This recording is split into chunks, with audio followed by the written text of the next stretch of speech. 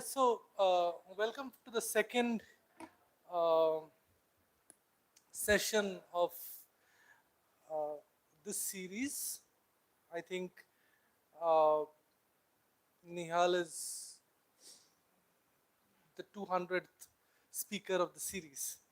You know, welcome Nihal. Uh, the series is a CCT initiative, and CCT is the public arm um, of the School of Environment and Architecture. Its purpose is to set up a platform for public discussions as well as for dissemination of variety of research uh, projects that uh, that is undertaken at the School of Environment and Architecture. And one of its agendas is to invite people from across the world and bring their thinking and their discussions uh, here, and to kind of for interactions and conversations. Uh, this semester's uh, this semester's series is around what we are calling it as the Bookmakers series.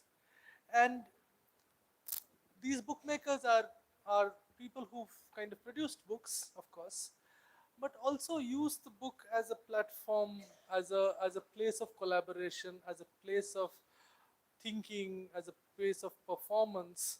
Uh, so we are going to launch books. We are going to read from there. We are going to we are inviting also a book collector, uh, translators, a whole series of people in the bookmaker series. Today's discussion is I mean it resonates with our agendas over here in multiple ways.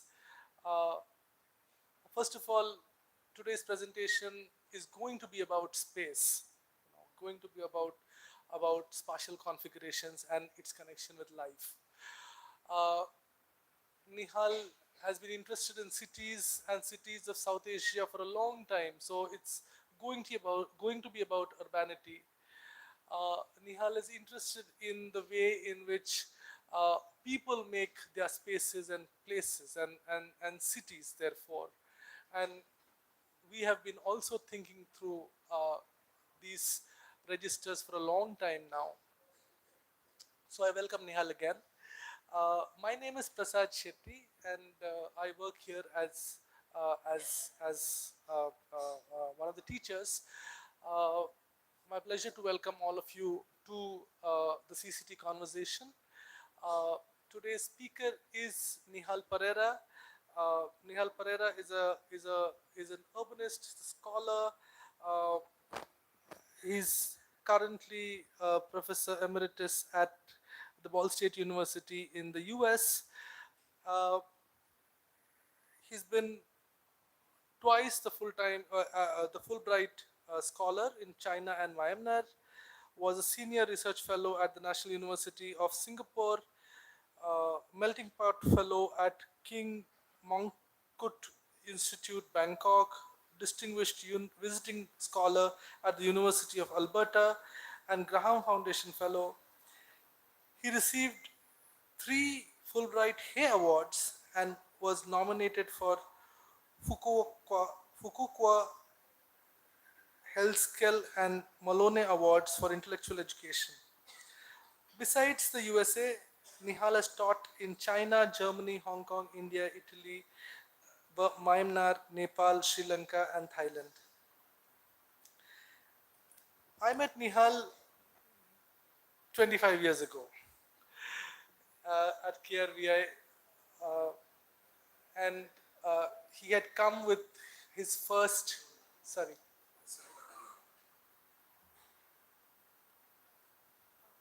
oh,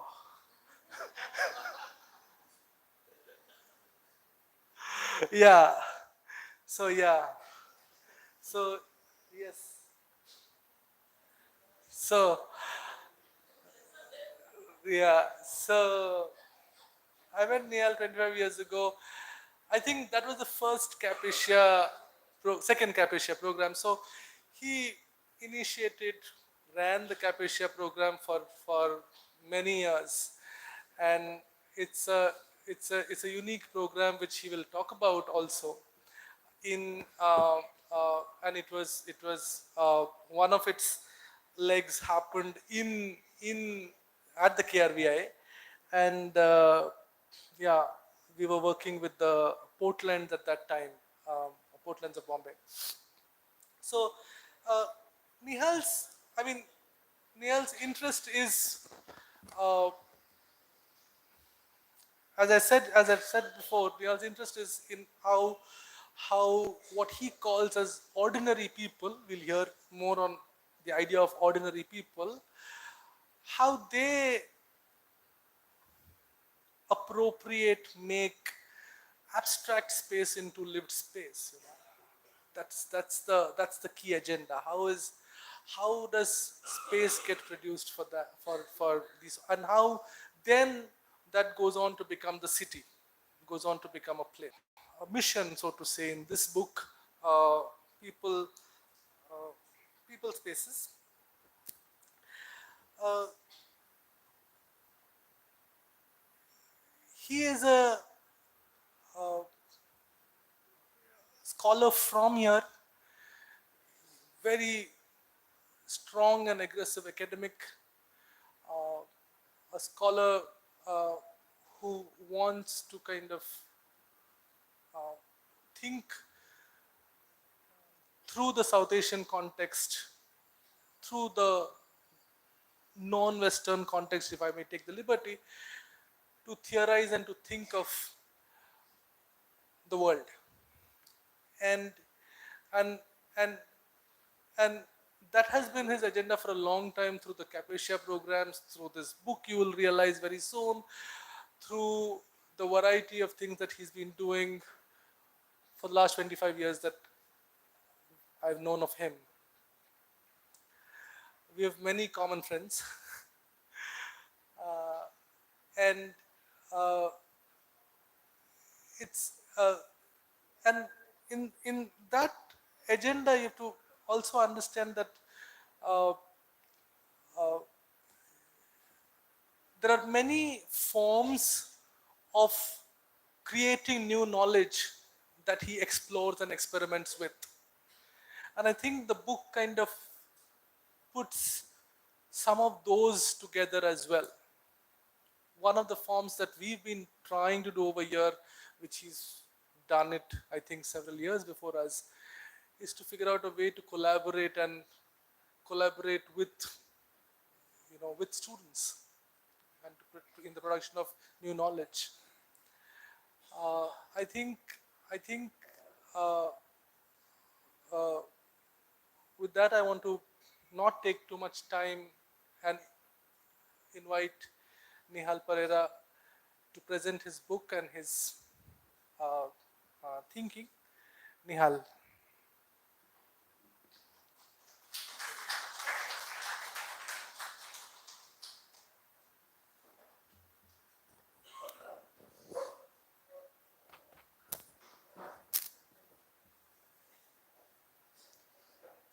Thank you for the grand introduction. Let me see. Okay. So I'm not going to go into this because Prasad talked, and I'm sending the book around so that you can finger it and see what it is, you know. So just to give a little background how I got to this. So like you guys, you know, like I know there are lots of students here. I was sitting as a student and I wanted to become the best architect in the world, right? And how do I become best architect in the world? I thought, like, people get married, they have children, the families expand, and then they get married and the families shrink, you know, and so on. If I can find this formula, maybe, you know, I've made it, you know.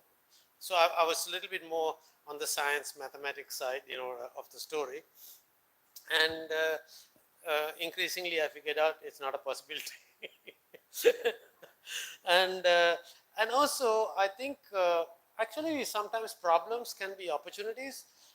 One day I asked one of my professors, like, what is a courtyard? He said, don't you know?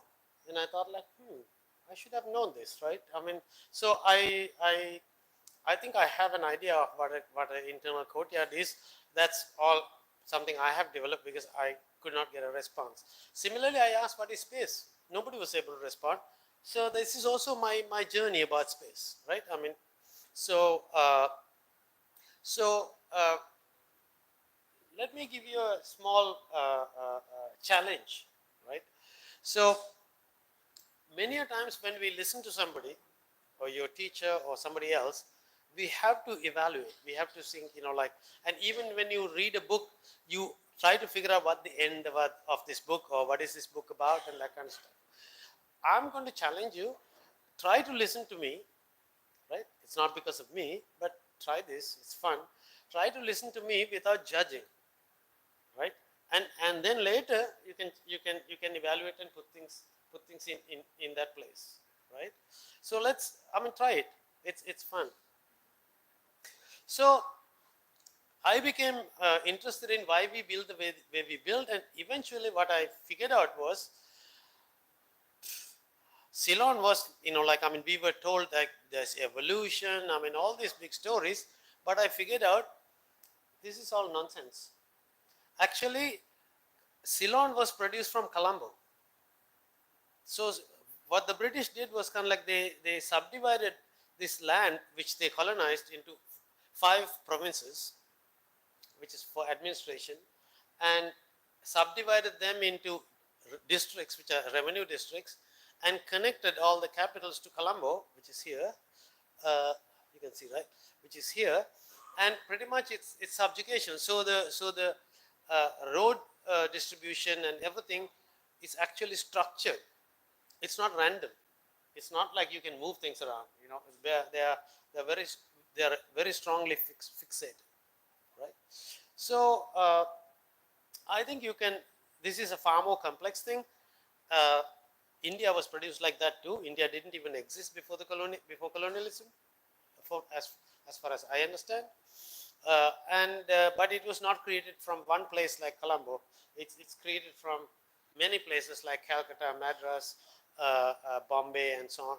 I know a lot of people in Bombay are very proud to call it Bombay and not Mumbai. It's a very interesting thing to ask. How come? What is this? Or what is it to call Mumbai? Right?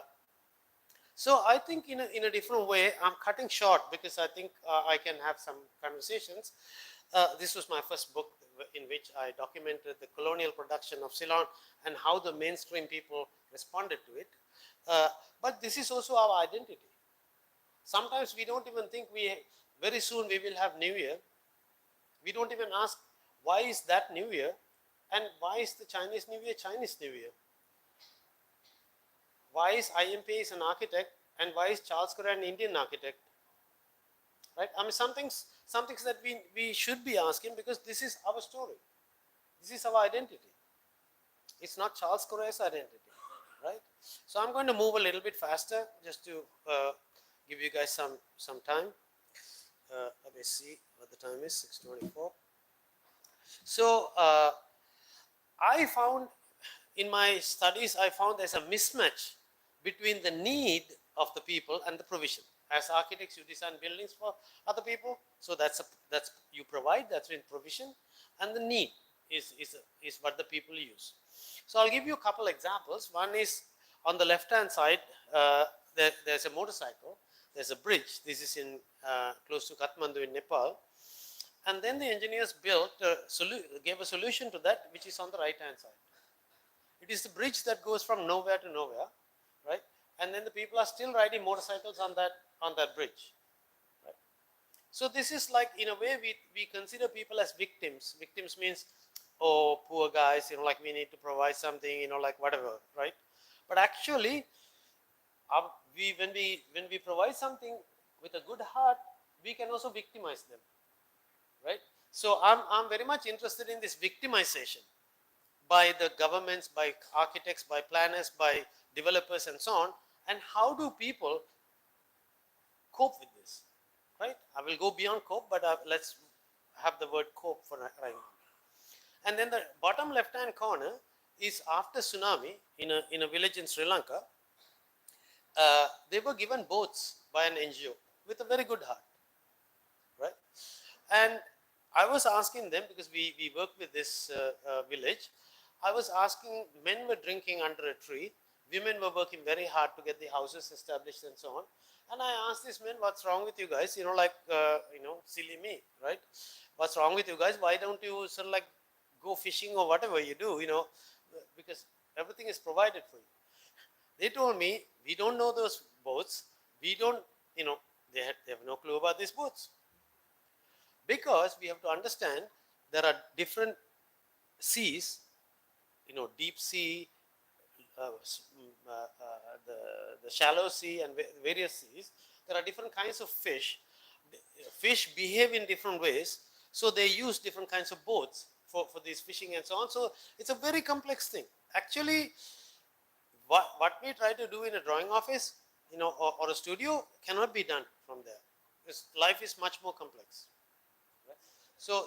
So in these both cases, they have totally mismatched the provision and so on. And I used to be a Fulbright scholar in Yangon. Just before I left in 2016, probably August or something like that, the Dutch government gave a huge grant to Yangon, which is also formerly called Rangoon by the British, like Bombay, and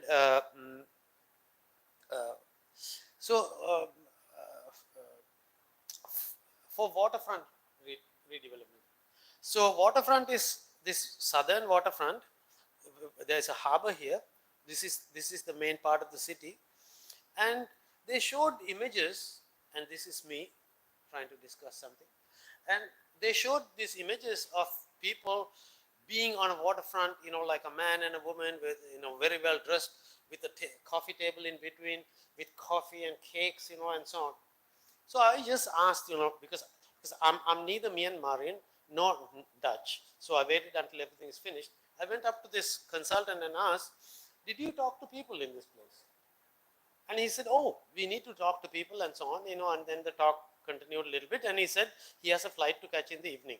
Okay, so this is, so I said like, wow, and then actually people create their own spaces. I actually came to a conference called My Livable Cities, and they are very much interested in creating livable cities, right?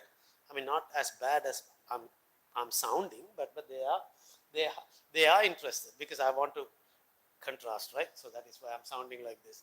And then the message I took to them was, people always try to create space for themselves. Now you can see we have little issues. So people get up and walk and so on. No? Okay. All right. So we are trying to become comfortable. We are trying to create our own spaces, right? So it's not like somebody can give us a space. I'm sure you can check from the morning till the evening how many times you adjust yourself so that you can create a better space, right? So my livable space is always, everybody does it, right? So it's a matter of recognizing it.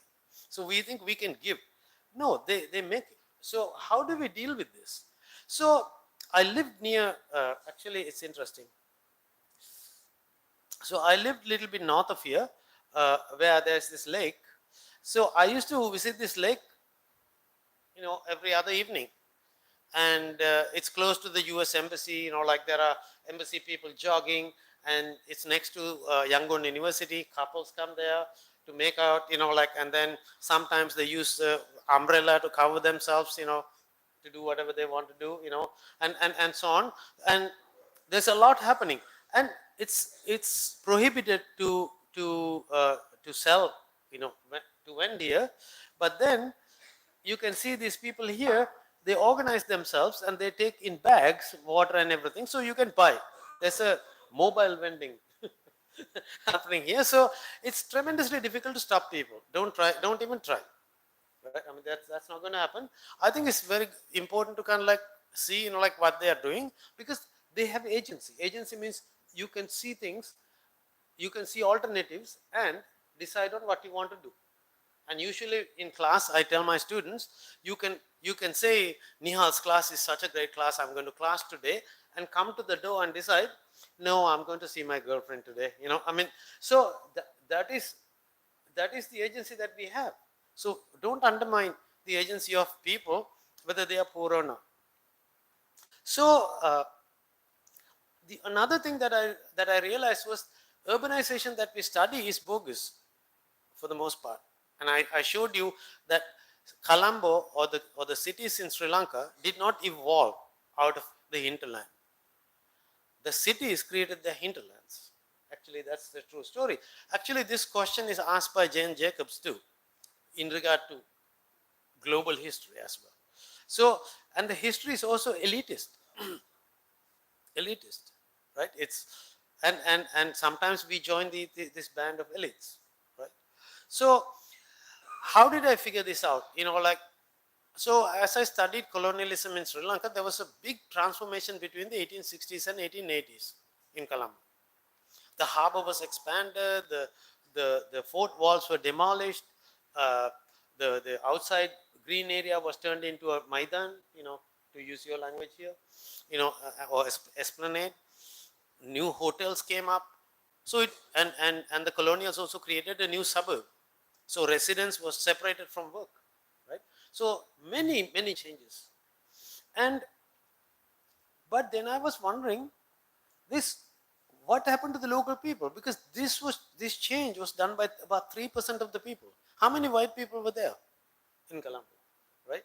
And we think this is urbanization. We are taught that this is urbanization. You can take your own books and you can check for yourself about your understanding of urbanization. And then I also see, for me, and the historians say there was money, there was coffee trade, and so on. They were able to build things. Yes, but there are necessary and sufficient conditions. Money is necessary to build, but it's not enough, because the Europeans won. Now they can live in one place and come to work without being afraid. So they have won. So this is why they now live further away. This is the necessary condition. So I would imagine the reason is political. The necessary condition is political. But why do we talk about economic? That's because our minds are colonized. Because we think everything is economic. How did everything became economic? Because capitalism was established in Europe. I mean, that's what they brought to every other place. What is capitalism? It's not some magic thing that they produced. It's the traders or the merchants toppled the kings and won the society. They started ruling that, right? So the kind of things that for them, economy is the most important thing. So we still think economy is the most important thing. Really? We can ask this question, right?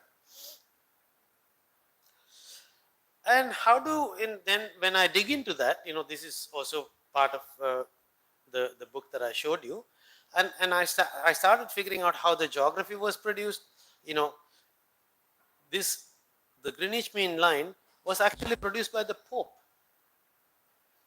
Like in the 1400s, right? And so on. Geography, history. They moved plants, animals, peoples, diseases. They classified, categorized. So they created a world in which they located the subjects, which Gayatri Spivak calls worlding or reworlding, right? And you can read this. I'm not going to read this. Hopefully some of you read that. It very clearly scientized racism. It says the savages of the tropical forest, which actually addresses you, don't have to wear clothes. You can wear clothes like Gandhi and go and pluck fruits and eat, and there's no need for civilizations and so on in this part of the world. But for the people who live in temperate climates, they have to kind of like save food, everything. So gradually, for winter, so gradually they build societies and states and empires and all sorts of things. So that is why the white man is the greatest man on earth. Now, this is racism scientized. Now, we learn this from in school, right? History, geography, whatever teaches us that, right? So, I would call this epistemic. It's an epistemic violence, as Gatis Spivak calls it. It's epistemic subjugation. So, we don't even know. I tell people, like, I'm getting old, and sometimes I forget things. If I know what I forget, it's not bad. If I don't even know what I forget, then there's something really wrong with it, right? So maybe I need to see a doctor, right? So for the most part, we don't even know what we don't know. We don't even know what's wrong with what we're doing. And it is the same thing if you come to recent times.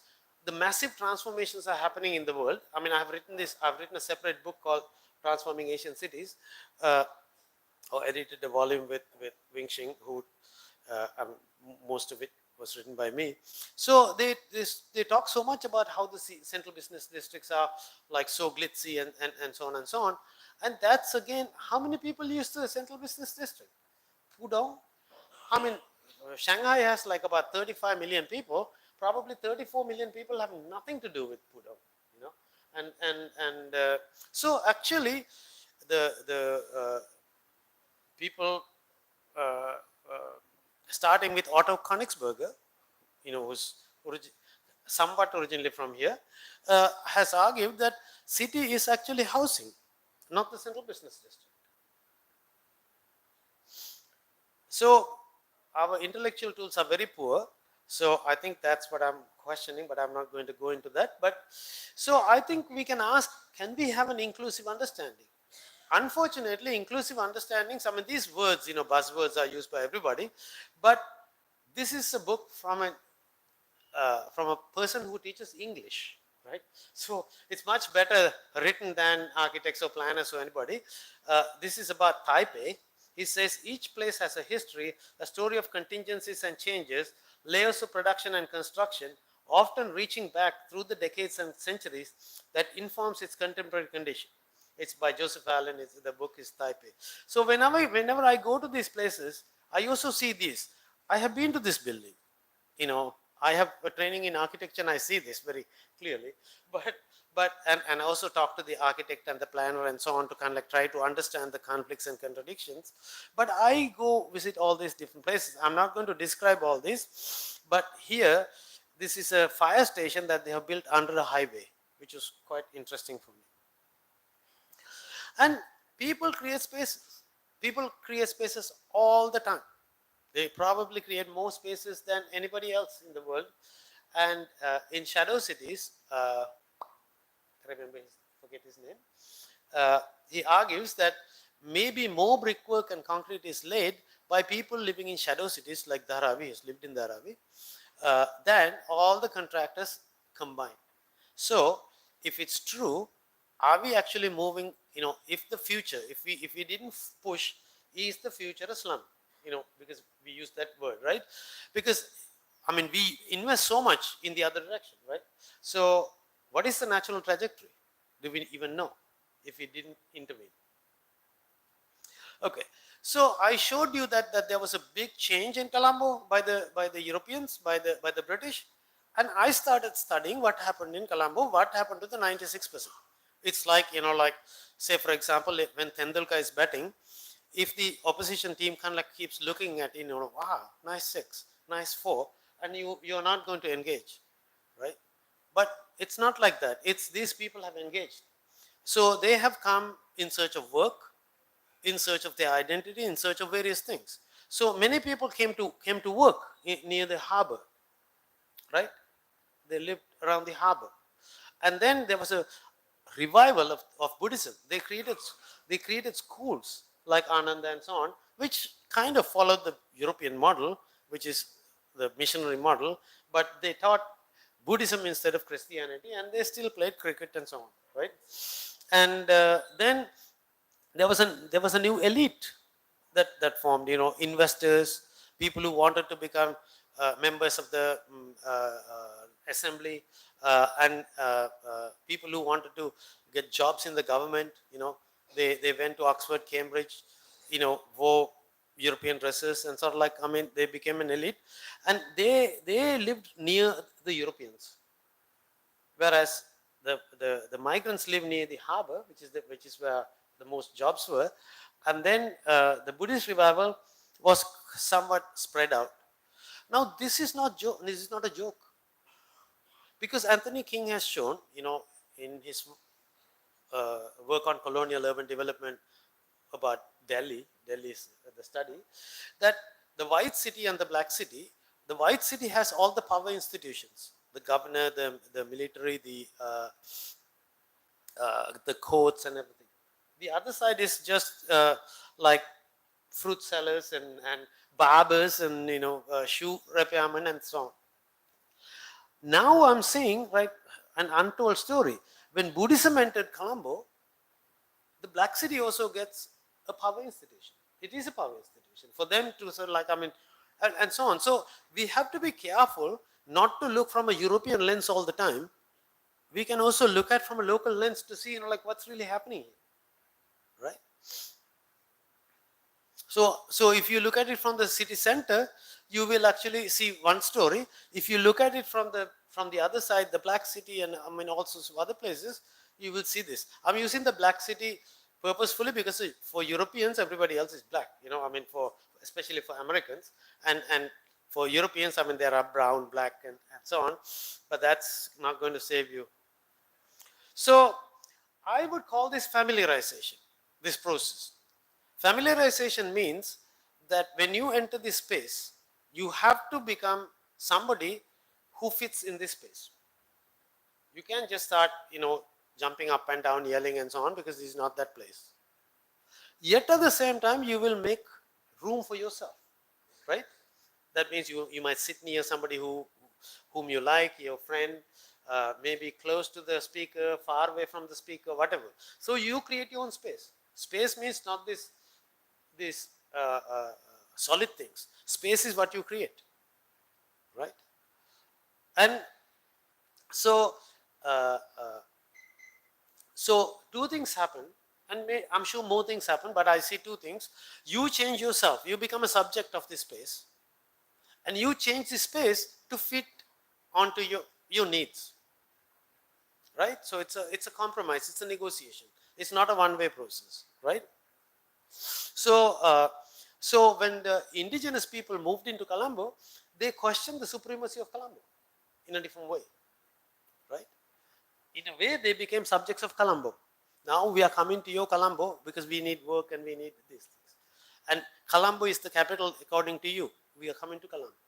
Yet at the same time, we are going to actually transform that. We are going to create some Buddhist institutions, Buddhist schools, and some of our guys are going to be in administration and so on. So we are going to change that too, right? So they transformed Colombo from an exclusive domain of colonial power to a milieu which afforded Ceylonese social and cultural practices. Because we also want to practice, we might have religious practices, we might want to eat some things, maybe you don't have, like in Bandra Kurla, like, I mean, people come to the road to have chai and whatever, right? So because they don't have that. So how do you transform this abstract space that's given into lived spaces? Abstract space into lived space, right? And they are not victims, they're agents of change in this sense, right? They're not victims, they're not just like, oh my God. I'm going to show you a few pictures to show, what I see when I go to a place, right? This is in Thailand. This structure, like in around the beginning of the 20th century, Bangkok was modernized. And they had, because the king Chulalongkorn wanted to show the world that we are modernized, we are good, we are like Western people. Now you can also see I'm taking examples from places that you may not think you should be taking. I'm not taking examples from Boston or London, I'm taking from other places because we ought to be able to read this. And then at some point the royalty said, this is enough of westernization. Now stop it. We are Thai. So you can see this building, this is an Italian architect designed building with a Thai roof. So they had to complete that, they got a Thai roof. And this is also very interesting. So this is the World Trade Center in Thailand, in Bangkok, and it has the Isetan, which is a Japanese department store. Those days, Japanese were much more powerful. Karaoke came to most cities from the Japanese, right? Before that, there were no karaoke when I was a kid, and then uh, uh, uh, it's interesting. It's all hybrid. We need to understand. Above Isetan was the Japanese Kinokuniya, which is the bookstore, chain bookstore. Above that was a Japanese restaurant. So you can really see the dominance of the Japanese. And you come out, it's a beer garden, which is a German concept, and all the snacks are Thai, because people like to eat Thai snacks, right? And then you cross the street, diagonally across, this is a temple, and you can see a lot of flowers. This is what people of your age go to wish for a good boyfriend or a girlfriend, right? They must have some great success, right? Otherwise you won't have this many flowers. But anyway, what I'm saying is, it's not like either or, like it's Western or non-Western or something like that. These places are so fascinating if you can explore. Because I know architecture students in my college also, when they go, this is IMP building, this is somebody else's building, that's the end of the story. No. So in Shanghai, you can see really interesting stuff. People go to this, which is the city museum, but I usually go around, and now this is no more, but people used to recycle. In every city, people recycle, right? And then the Chinese government doesn't like it. Rather than helping, supporting to create a recycling industry based on that, which is a possibility, it's gone. And they practice feng shui, like Vastu, right? Even in these small places, they don't have like two entrances like straight. So they sidestep, to put it that way, right? And this is a fascinating place. I mean, this is Wingxing, yeah. And we did it. This was during the conference in 2007. I did. So this area is called a urban village, because in Chinese urbanization, they allowed people to migrate, but they didn't have any place to stay because they were not legal. Yet, at the same time, the farmers lost their village farming land, and they didn't have a way to earn money. So what they did was they raised their houses and rented to these migrants. And you can see each of these corners. This is, I think it's a Sichuan corner. Like various corners. Because migrants from different places live in different areas, so they create their own little village in this. Yeah, Wingxing. And this is a place where they send money to. So this is a great matching of needs, migrants' needs as well as the farmers' needs. But the Chinese government doesn't like it. And this is Ulaanbaatar.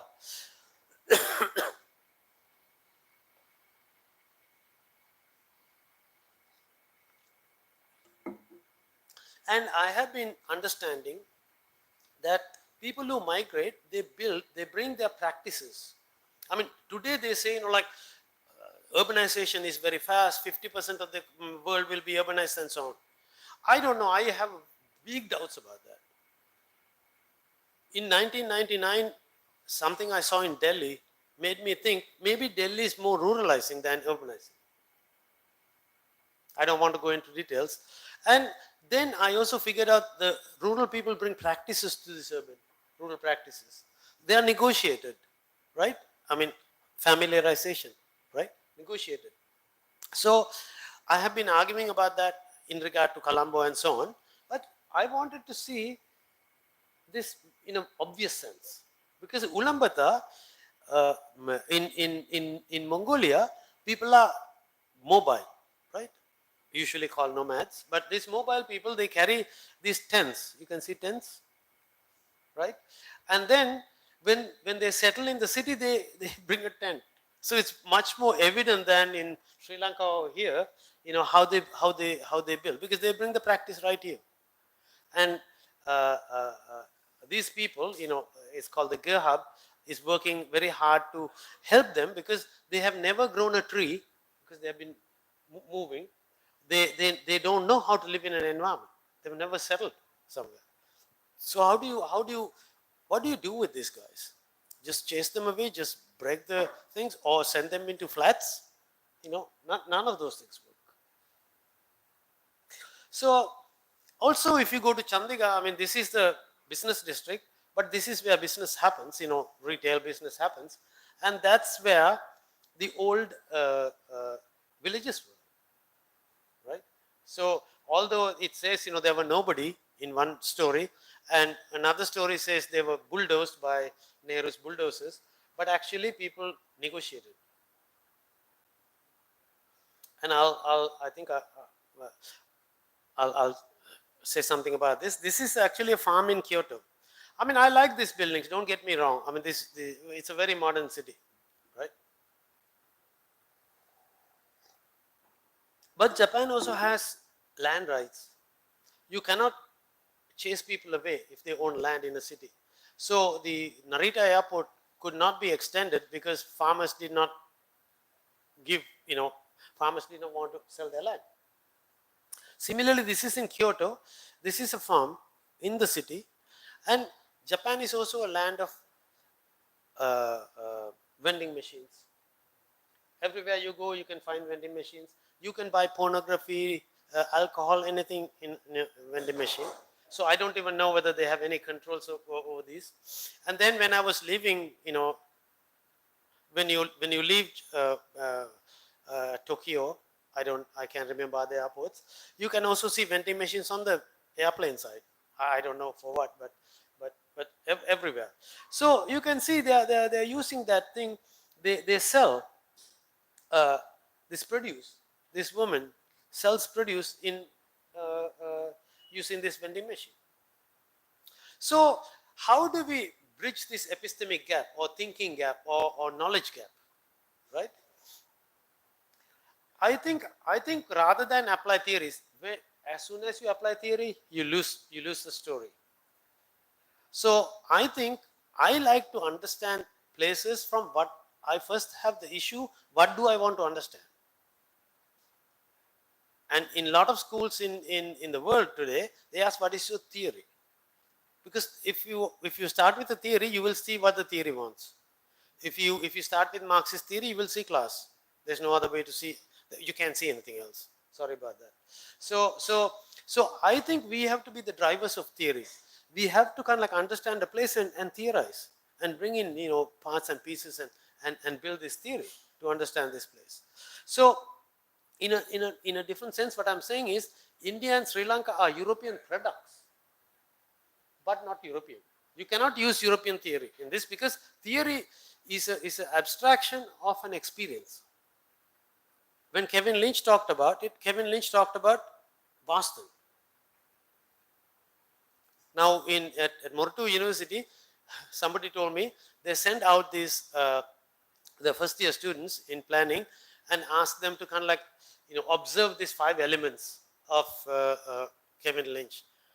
And they all came back, Sri Lankans sometimes could be smiling and ha ha ha ha. We didn't see any of those. And then the instructor got damn wild and said, get out of here, and go and find this. Actually, I would have asked, then what did you see? To begin the story, begin the discussion from where the students are, right? Maybe those elements are not there.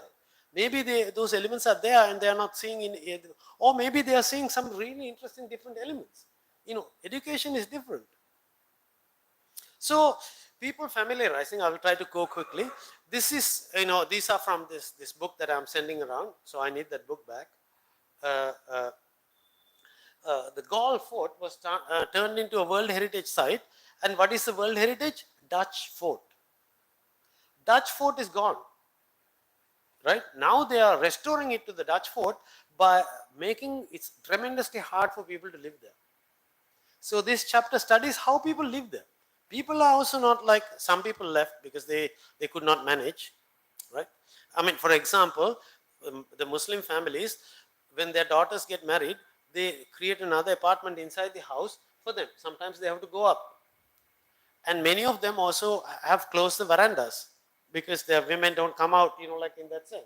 Now you have to show the Dutch because that's how we get the tourists. I mean, I think this is very bad. This is criminal what they're doing. But people know how to bribe, how to sort of like build inside the house and so on. So there's a tremendous transformation. I'm not going into details, but I just gave you the things.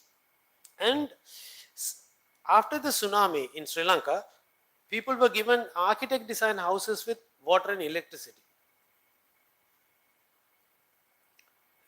That's great, right? But people would break these houses and extend and do these things. And these architects gave kitchens in which people in that region would not cook.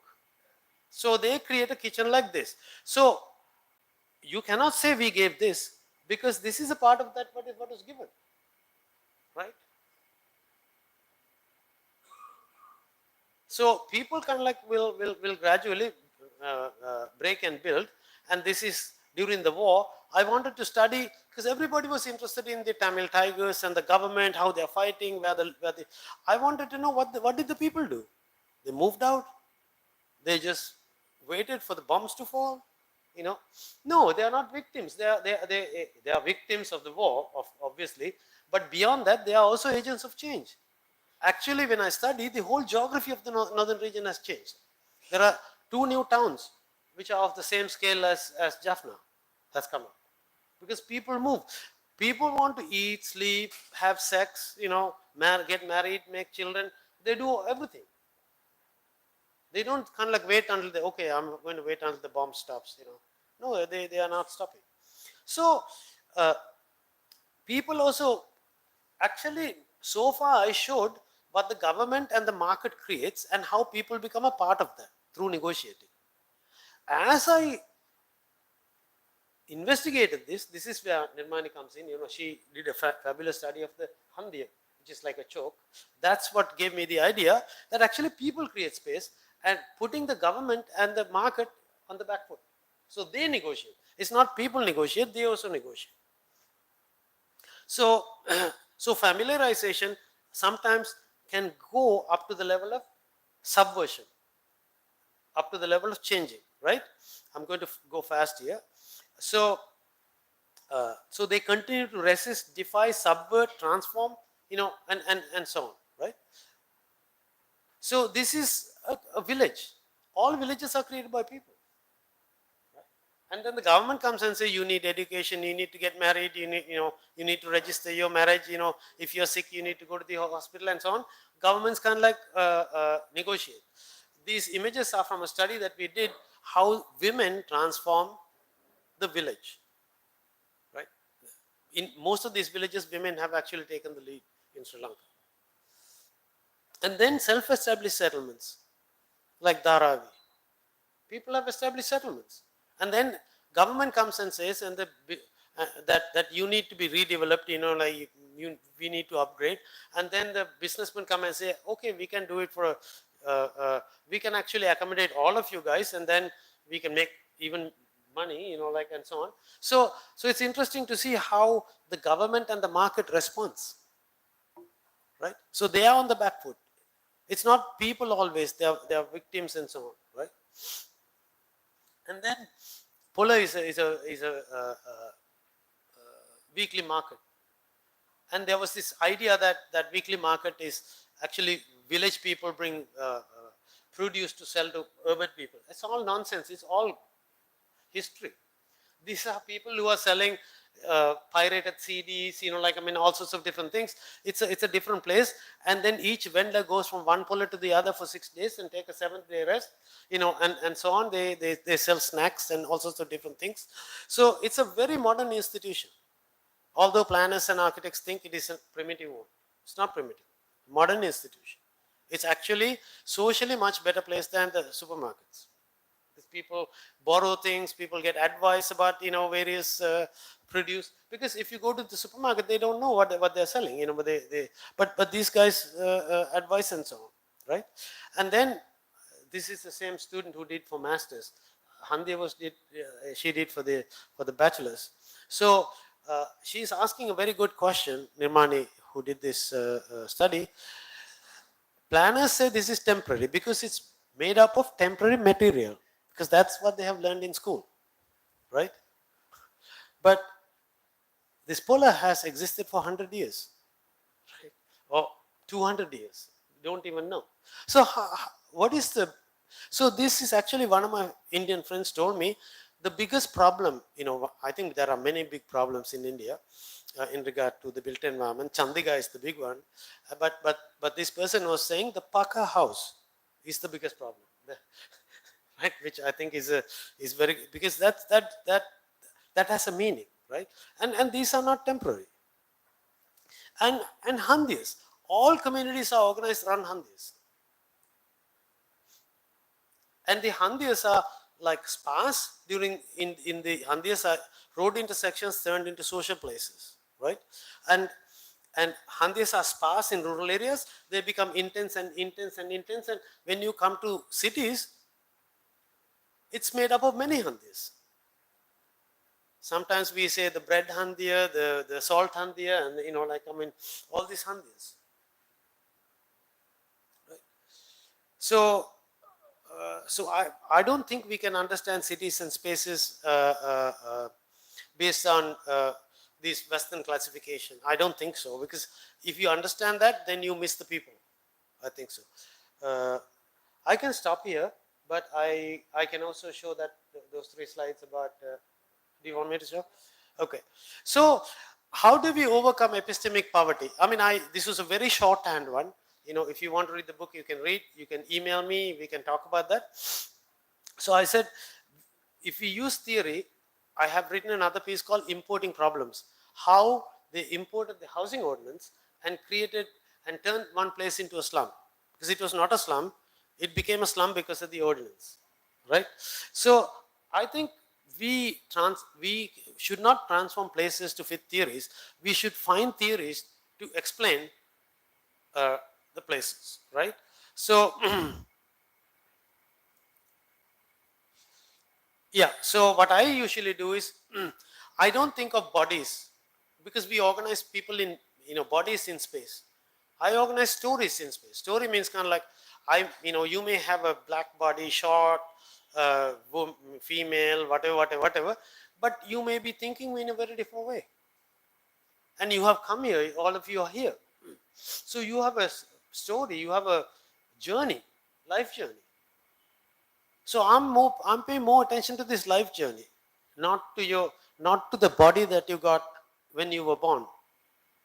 Your citizenship, your name, your gender, your color, etc. Right? And then I don't see people as victims. That's a different story. That will empower me. I look at how they try to empower themselves as survivors. I don't apply theory. I don't look at it from outside. I like to look at it from inside. Look at the world from inside. And instead of being sympathetic, oh, the poor bastards, we need to give some places, I would say, we can be empathic. How are they trying to sort of like make a living? And what is their life story, right? And object is to figure out the transformative capacity.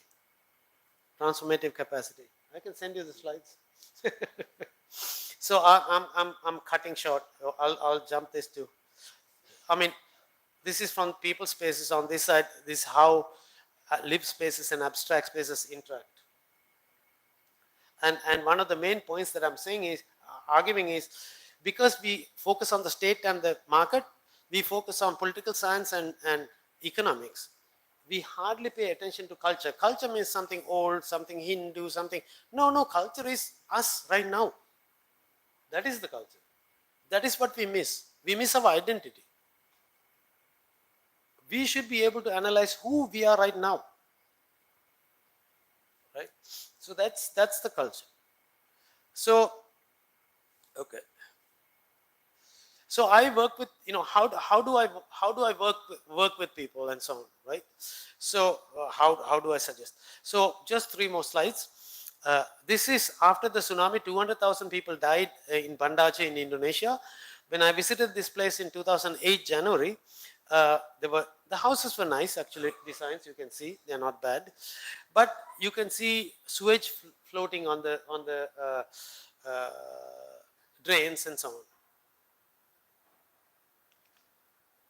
That means this is where the most money is spent after tsunami, but still they are not properly connected and so on. So it's interesting to ask, would money solve this? And then you've seen Hambantota, which is Sri Lanka. They did a decent job, and I also showed you what was missing there, right? Something important missing there. And then, yeah.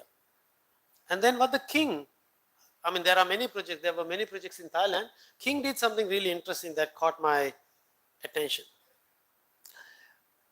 This part here, the room, you can see here, and this part, that's all he built on 4 columns. In Thailand, sometimes houses are built on columns, stills. Because people did not need a house.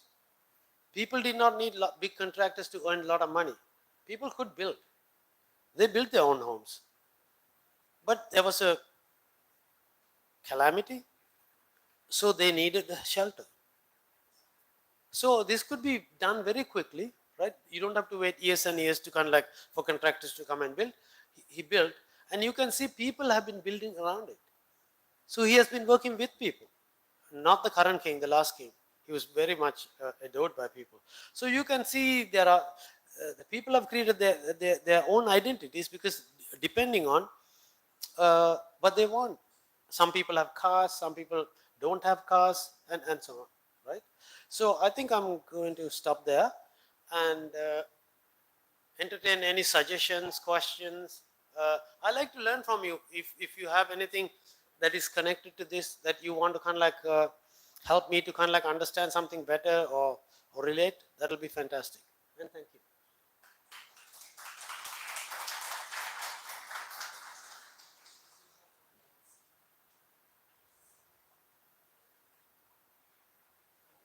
Sure.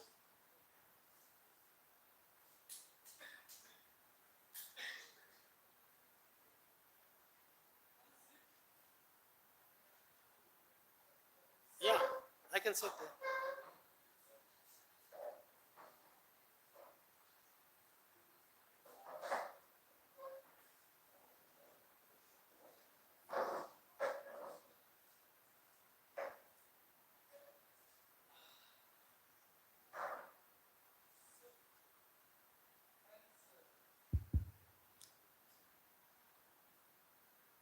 Thanks, Nihal. It's fine. He'll fine. He'll tell you what is to be done if something. No, it's fine. So the book, actually, I've circulated the book. Just I just circulated the book. The book is quite. I mean, it's a. I feel the mission book. It's a mission book because it kind of it takes up many agendas. It's many agendas, and one of the agenda, and I'm going to kind of you know uh, weave this conversation around these agendas, which I feel one can identify from the book. There's a philosophical agenda in the book, the idea of space, and I mean, uh, you've also written that you want to kind of push it beyond Lefebvre and Harvey's ideas of space. So I want to kind of slowly ask you to open up this thing about the abstract space and the lived space, uh, because that's a very important distinction he makes uh, regarding abstract space and lived space. Uh, the abstract space of plan and the lived space of life. And there is also a tone of colonialism, which is kind of, rendered to this discussion, where suggested that it's the colonizers who kind of produced an abstract space. I mean, he is much clearer in this presentation, in a very simpler in this presentation, that Colombo was produced by the British, or India. The idea of India is produced by the British. We've been speaking about it. There are many scholars who have written about the how the idea of property gets produced, the idea of uh, privacy gets produced, the idea of the village, the term village gets produced uh, through a colonial mission. And and and so our idea of space, simple thing, like when I ask you to kind of go and fetch a house, you will think of how big the house is. And that big, the idea of big house comes from a colonial thinking of a big house. Because what you're thinking is property. You are not thinking of whether that house, from there you can see the sky or no, whether you can, whether it allows for something to go in and out in a very different way. So there is a there is a colonial hijack of the idea of space, which he kind of proposes to uh, uh, destabilize, uh, where he argues that people have been constantly destabilizing. Even, I mean, that even though a colonial ambition was to kind of shape space in a very particular way, people haven't been benign. Cities and places and people and societies have constantly pushed back and created another space. I wanted to kind of start the discussion there, in a sense that whether there is, and he gives examples also of how it's it's not in this binary idea of one creating and the other pushing, or abstract, but it is in the negotiated idea of how the third thing emerges. No, it's kind of it's that kind of an idea of space. So I want to speak a little bit more about this idea of abstract, lived, and the colonial, agenda.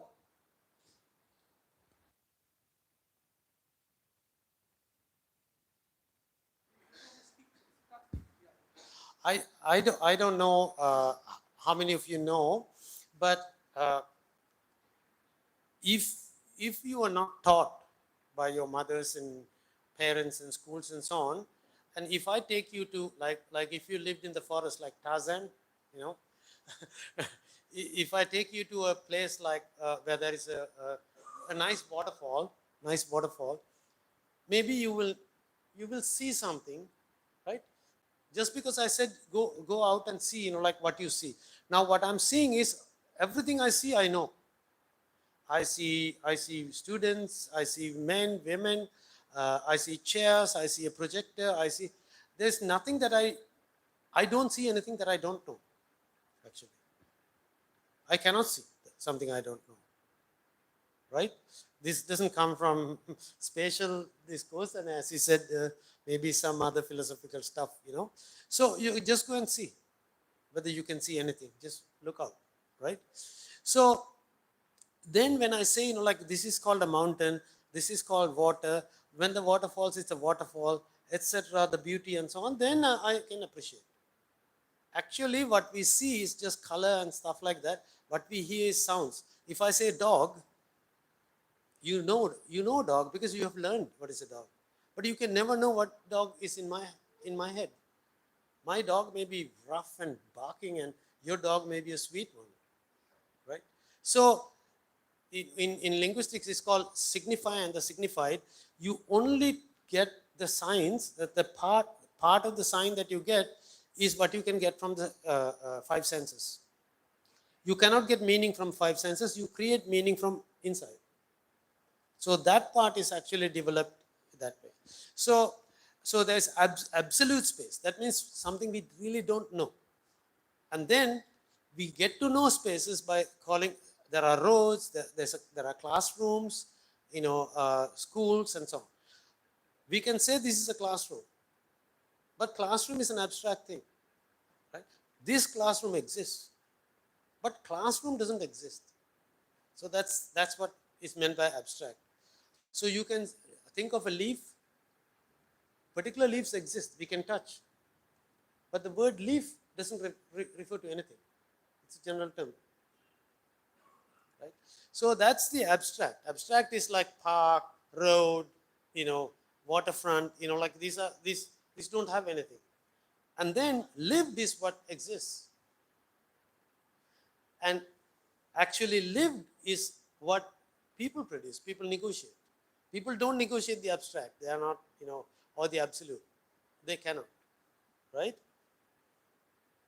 And I mean, these are, I'm drawing from Lefebvre, but I'm adapting from Lefebvre because actually speaking, I don't fully understand Lefebvre. It's very abstruse, right? So I'm getting something. So it may be wrong. I don't want to tell that it is his. I can definitely say these are my definitions, but maybe taking from there. And the difference between Harvey and Lefebvre is, so do you understand that part? There's a classroom, which is actually an abstract space. And we have created this into some sort of a discussion space. Everybody's looking at me eagerly right now, right? So that's this space, right? And if we start selling alcohol here, then it becomes a different place, right? So we can actually transform, and or maybe we can do some bhajan, and so the thing is, and for example, a temple does not become a temple unless you go and worship. Without a ritual, there's nothing there. You can find a temple in some forest, but that's a temple building for archaeologists and some architects, right? And then when people go and respect a deity under a tree, would that be a temple or a sacred space, right? So you can see, it's all connected. It's through our practice actually that we do.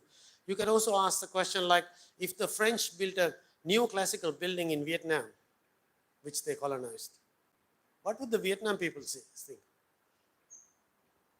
Is this a new mall? Is this a toilet complex that we can use? What do they know? Because if they don't know the meaning of this, it doesn't mean anything. Right? That's what I mean. So a lot of things, British buildings and all these great buildings, all of those things you have learned. All of this you have learned. So it is also, school is also a place to unlearn and learn new things that your good teachers are teaching. So the difference between Harvey and Lefebvre is Lefebvre is a Marxist. This is my definition, right? Lefebvre is a Marxist who was against the capitalist state. So he constantly talked about what the state produced and what the rights of the people, right? Right to the city and so on and so on. So that's one aspect of the state, that's good. He's questioning the capitalist state. David Harvey is questioning the capitalist market.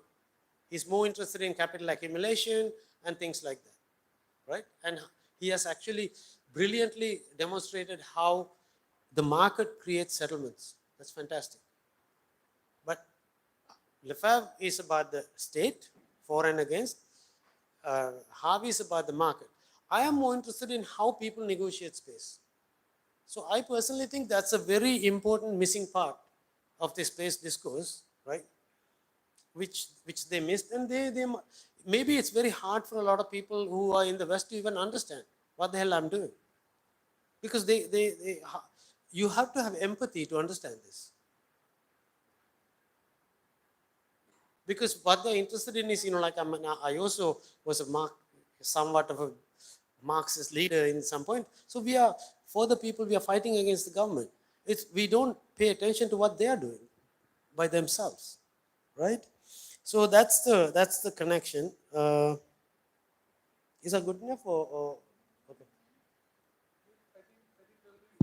There'll be definitely questions around this. I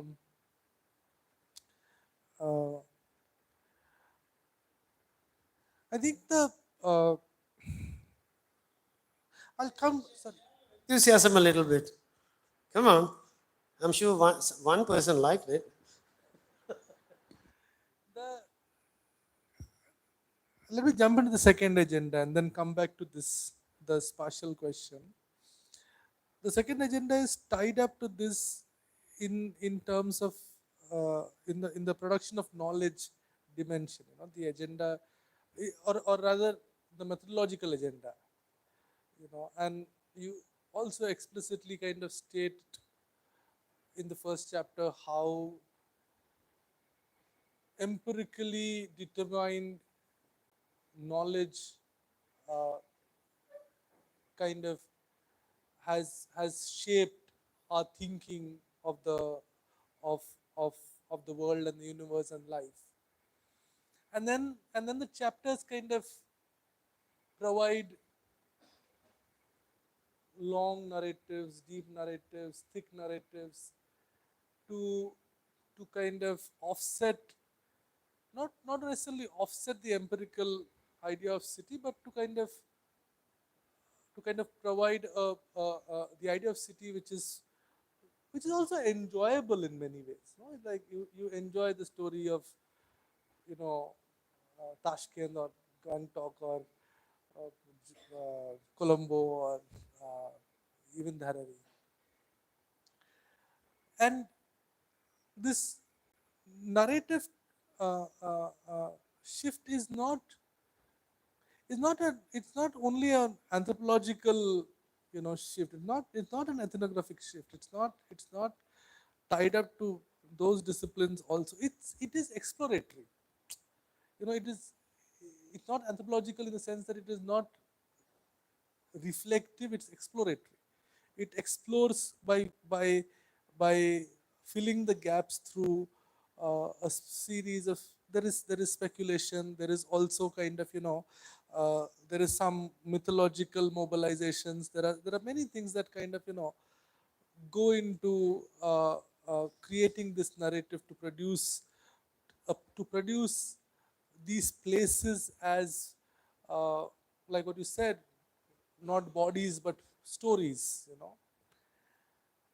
And I wanted to kind of uh, discuss that a little bit further. This whole idea of, you know, because we've been trying with, like, the fifth years. A lot of fifth year students are here, and so we've been trying with the with the narrative methods to kind of drawing it up and to kind of think about places and make arguments uh,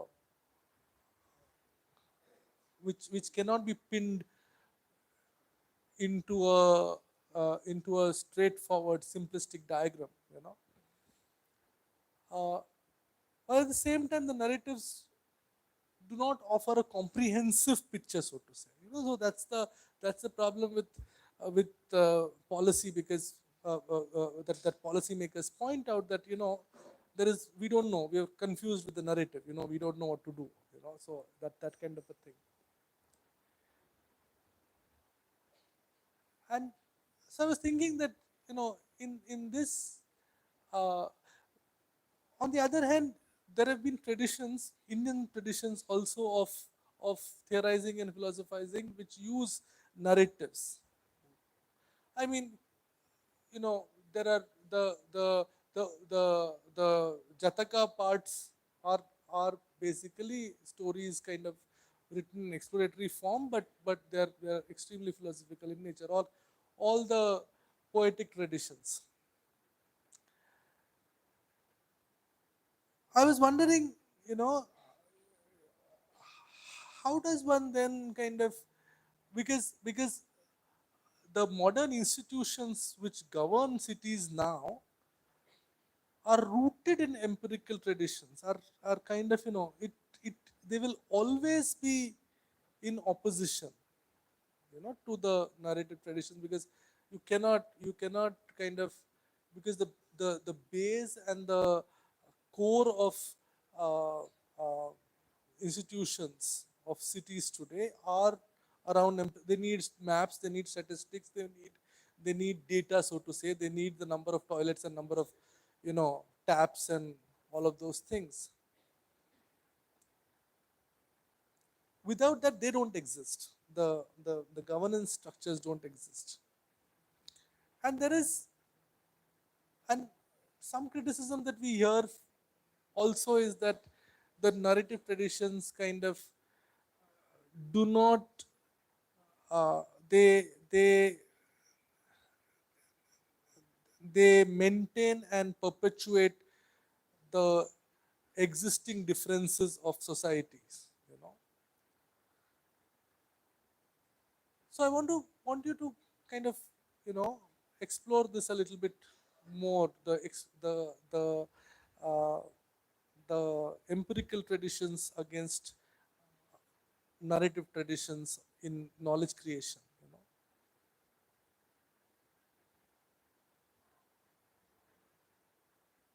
The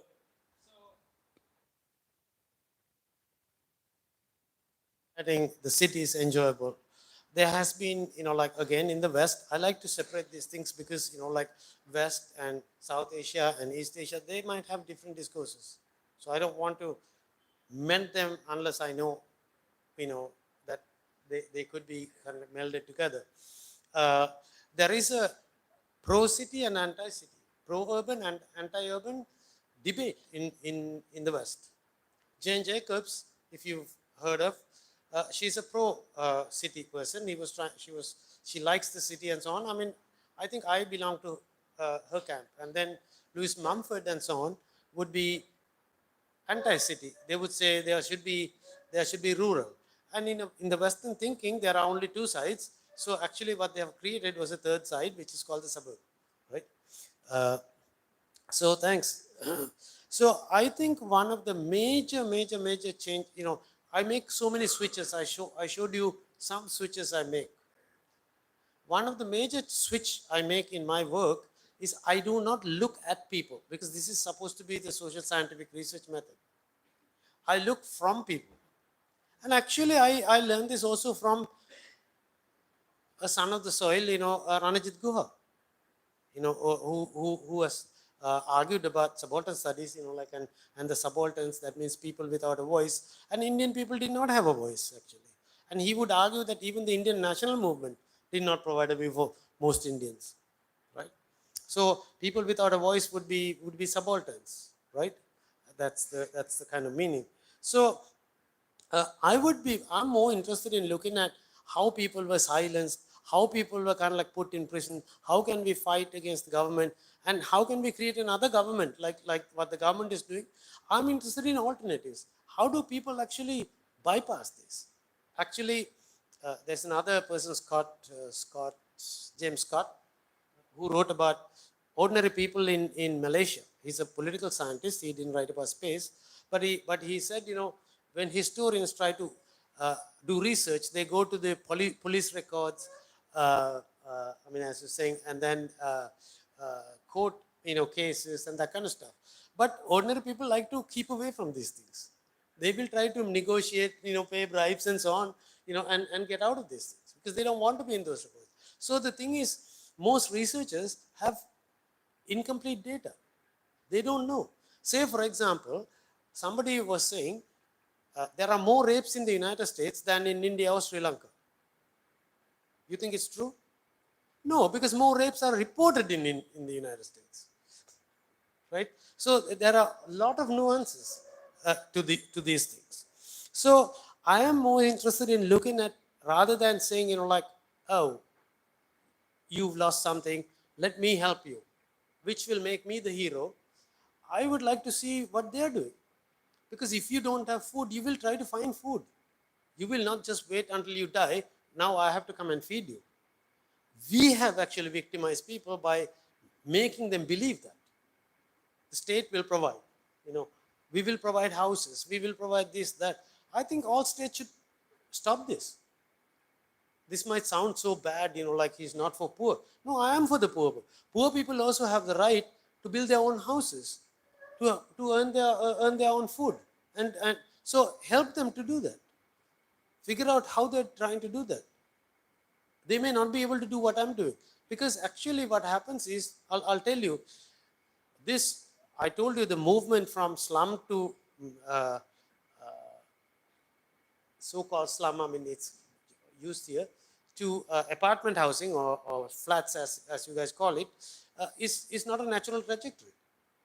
I have studied. I have also written a piece not only on Dharavi but also on Vanathamulla, which is the main uh, informal settlement in Colombo. My colleague who wrote the Nirmani, she lived there for 14 months to understand that place. And I forgot it. So uh, she documented that there was a family living in a self-built house, very shabby house, one electric bulb, didn't have water, and so on. And the wife sold popsicles, ice cream, to people who come to watch cricket matches. It was close to a cricket stadium, and then the husband helped park cars, and sometimes he would go and sell books on buses. And then one day they were moved to a flat, and immediately after they were moved to the flat in the same, in a similar place, not very far. And then all of a sudden, the lift doesn't work sometimes. The wife got like arthritis and couldn't operate. They couldn't buy furniture, right? They had to sit on the floor and that kind of stuff. And then they had water and electricity. They got bills at the end of the month, right? And they couldn't pay, and their water was cut and various things, right? Actually, think of this. Middle class people live around the bills. When I was first working as an architect in an architect's office, there were like upper middle class people working in my office. They were saying, I have to pay bills, I have to pay bills. I didn't really understand because my father has never talked about bills. I'm not poor, but I'm not of that elite class. So now when I was investigating Vanathamulla, I figured out these guys live for the bills. Because they earn for the month and they pay the bills. And they earn for another month and they pay the bills. Right? This is not what the poor people do. It's a different lifestyle. They don't care about bills. When they don't have money, they don't eat. Or they will borrow, they will share. You can't do this so it's not a flat.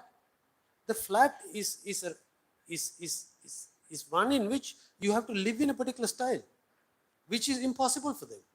So they get like screwed up, and then they get even more poor, which is called chronic poverty. Chronic poverty, right? So I would like to see them as agents of change. What are they doing positively, and how can I be a part of that? Rather than how can they become a part of what I'm trying to do, architectural design or town plans or something like that. I should be able to, if I had an education, and if I have a degree, I should be able to work with them. Why do I expect them to work with me? I think I gave a talk just before I came to India at Colombo University about pedagogy of the illiteracy. How university education makes people illiterate, right? Because they cannot understand this. So, and you mentioned about empirical traditions, and me talking about bodies to stories, because I focus on stories. It's not like black people here, white people here, and so on. There are black people who are white, more white than white people. And a lot of people use even whitening cream here, in this country, right? So, and so on. So we cannot judge by looking at people, right? And then nowadays they say, like between men and women, there are also all sorts of other genders, right? So I don't think we can go by the body. I think we probably need to pay attention to the story, which is what you create for yourself, right? Some people want to do a PhD, some people don't want to do a PhD. Some people want to become an architect, some people don't want, right? So I think we need to respect that. And there is a strong cultural difference between how we are trained to work in universities and how the government works and so on, and how ordinary people work, right? This is a cultural difference. This is why I said we don't know our culture, right? What is the main difference? The main difference, there are many differences. Main difference is even when I talk, even when I talk, I say 1, 2, 3. It's paradigmatic. It's called paradigmatic, right? But I do tell stories, but it's paradigmatic. If you go to a village and you talk to somebody, they will say, okay, this has happened, then You change the story, they'll say another story. In a week, they will say another story. So we don't have the patience to listen to this. This is all nonsense, right? But that's their story. But because why we go there is we want to know the age, the income, the gender. This is all paradigmic. These are all categories. This is, we want to fill a box. We don't want to know them. We don't want to know them. We want to know what we want to know. This is about us. So I think I would like to turn around and I would like to work with them. So their work is actually paradigmatic. I'll get you a story. This Michael Carithus, who writes a fabulous book about why humans have culture.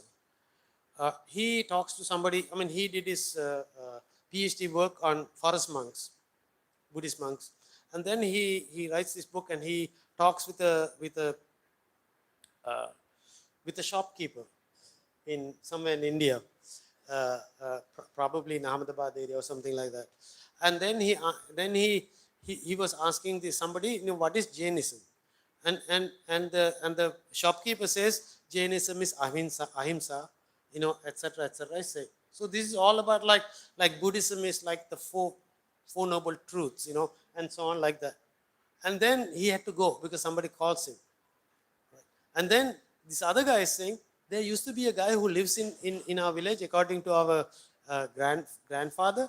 He was cleaning a cow shed, and then the cow came and stepped on his hand, and he was waiting until the cow leaves, right? And then the owner came and slapped the cow, and the cow went, and he said, oh, you are, I was just waiting for him to leave, and so on. So you can see how they, it's pretty much the same, right? But the thing is, it's our inability. We have been made into unable persons in schools and this education, right? So I think we have to understand people operate in narrative mode. That's what the culture is about, not paradigmatic mode. So we have been taught by the Europeans that we can break it into like 1, 2, 3, 4, right?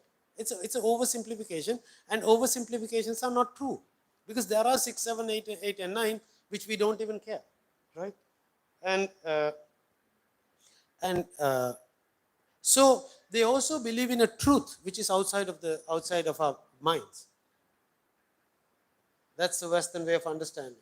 There's a truth that we are looking for the truth. I'm close to the truth, like and so on. But in all other discourses outside of the West, and also now in the West, from the late 70s, 80s, and so on, we create our own truth. We have multiple truths. Islamic people think of the world in a different way than the Hindus and the etc. etc. It doesn't have to be. Religions, but there are different ways of thinking. The father and the daughter doesn't think it's the same way. Mother and the daughter. That is why we negotiate. The mother says, you need to come home at 6 o'clock. No, mama, it's 6:30 today, and so on. And then, of course, you tell a child, you shouldn't do this, the child cries. Child cries, it's very bad. No, that is a weapon of the weak. That is how child is fighting back, right? Sometimes I know women, they talk to policemen in certain ways and get out of trouble, right? And so on. We can also look at this as victims and bad or whatever. We can also look at this as kind of like people with agency, right? And in this particular way of understanding that there's a truth outside of our mind, that means only one truth, right? This is not Hindu, this is not Jain, this is not Buddhist, this is not nothing. This is Judeo-Christian because they only have one God. There's only one truth, right? It is not falling off the sky, right? And then the linear thinking, like it goes gradually up. According to Buddhist, Hindu philosophies, this shall pass. This also shall pass. And today you might be having a great time, having fun with your boyfriend, and tomorrow oh my God, he is having another girlfriend. So things can happen, right? And tomorrow you can be in the hell, and Day after tomorrow, you can be the king, right? I mean, it doesn't happen that fast, you know. So the time, understanding of the world, understanding of the nature, they are all very different. So in a Western sense, we understand in a linearity, in one truth, you know, etc. So Nabil Hamdi, who wrote a fabulous book called Small Change, he said, you know, if we want to understand people, we should not follow uh, data hungry serial thinking models.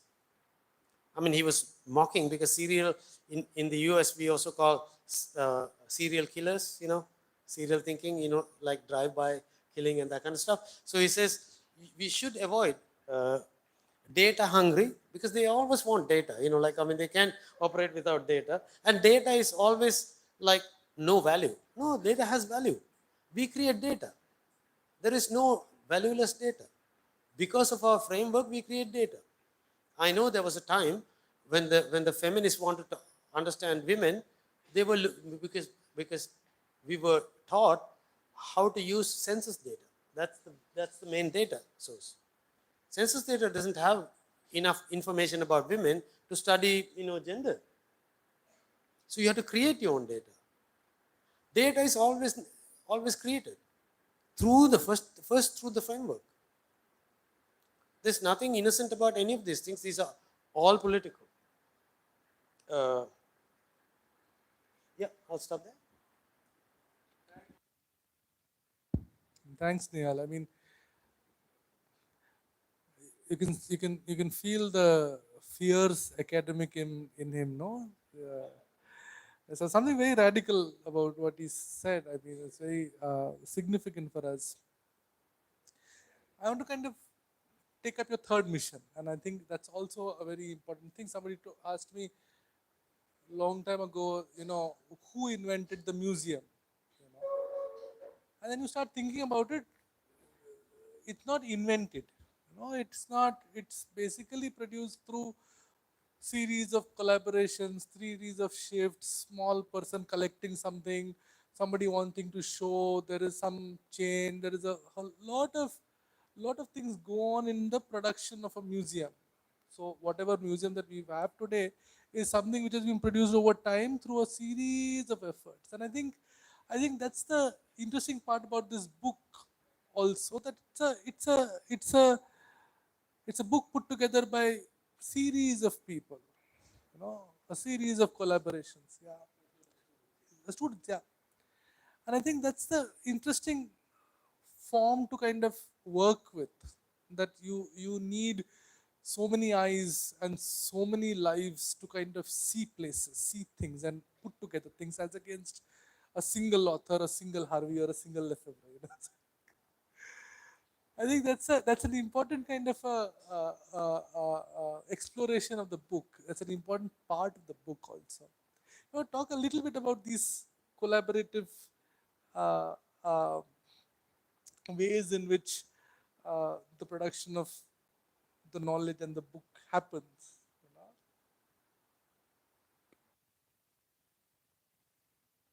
That's a tough one, but I don't think again, I didn't have any objective goal going straight.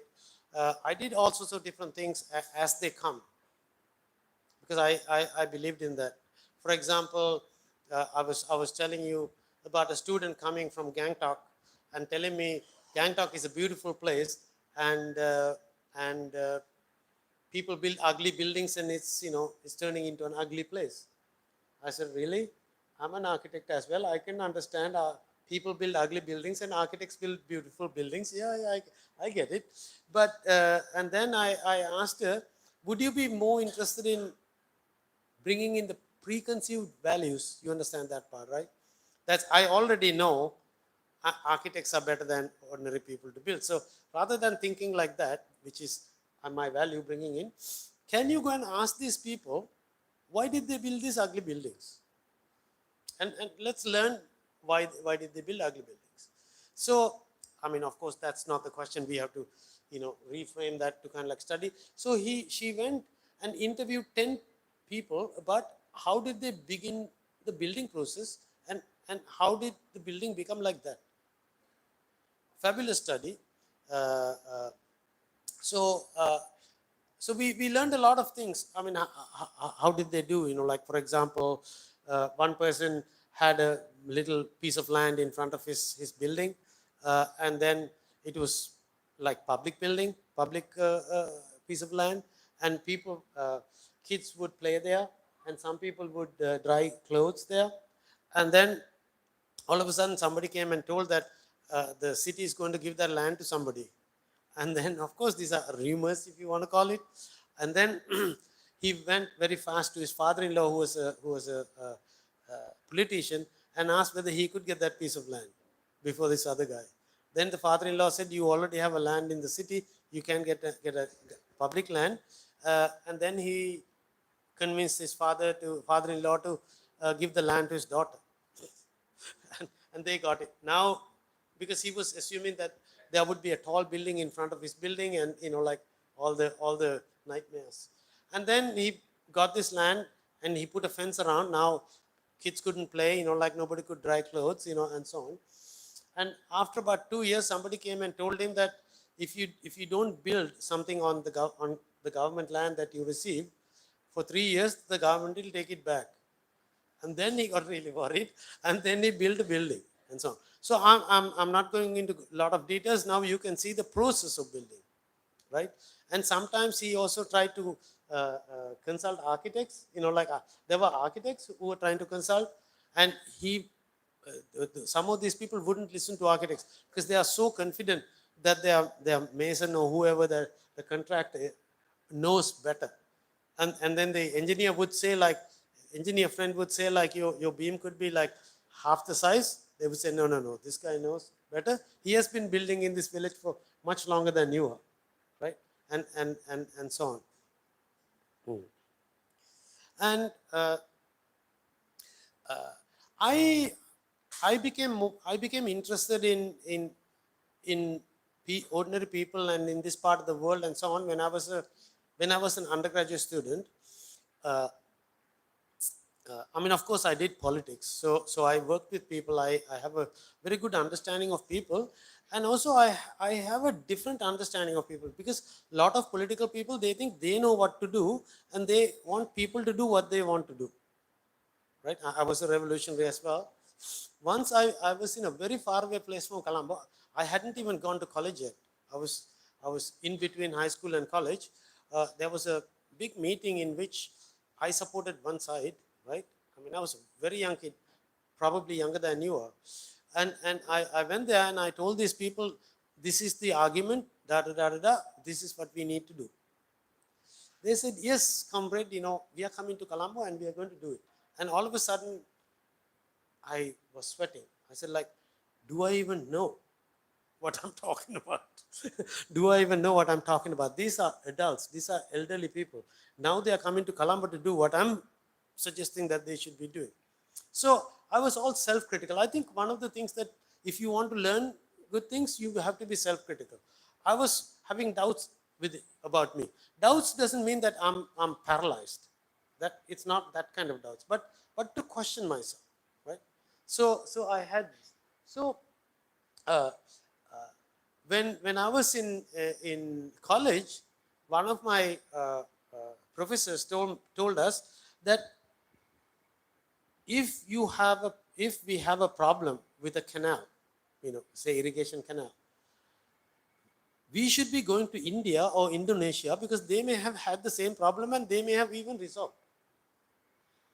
But what people do is they go to England or the United States, because that's where the knowledge is. That's where knowledge resides. So this was like planted in my head. And my first visit was to the United States. Second visit was to the United States. I also traveled in Western Europe and Canada. And my third visit was to the UK to do a master's. And my fourth visit was to the US to do my PhD. In between, I went to Indonesia and so on. So when I became a professor, I was very determined that I need to learn from the non-West. I don't know anything about the non-West, right? Because those seeds were, growing actually. So that's when I created this program called Cap Asia that we showed earlier. Our students to come and spend a semester in Asia. Gandhi has told me that Asia has something to something for you only if you can see it. If you cannot see it, you can be in Asia. I mean, there are a lot of people in Sri Lanka, which is called a Buddhist country. They haven't seen the Buddha. They go to the temple, they do everything, but they haven't seen the Buddha, right? So I think you have to be open for this. So gradually I was doing this. I was listening to people. I was interviewing. I was also staying with the students. So I began to understand people, and then I'm also on the same token. I, I, I, I tell my students that you should not tell people what to do. You should figure out what they're doing and try to figure out how to make their lives better, how to help them in their life journeys. Now this turns around to me. So what I'm trying to do was that also. As I told you the other student, I didn't ask her to do anything else. She came and told me that she wants to study Gangtok, how it's becoming ugly. I said, okay, maybe I only tell them how to be more vigorous, how to turn that into a real academic project, right?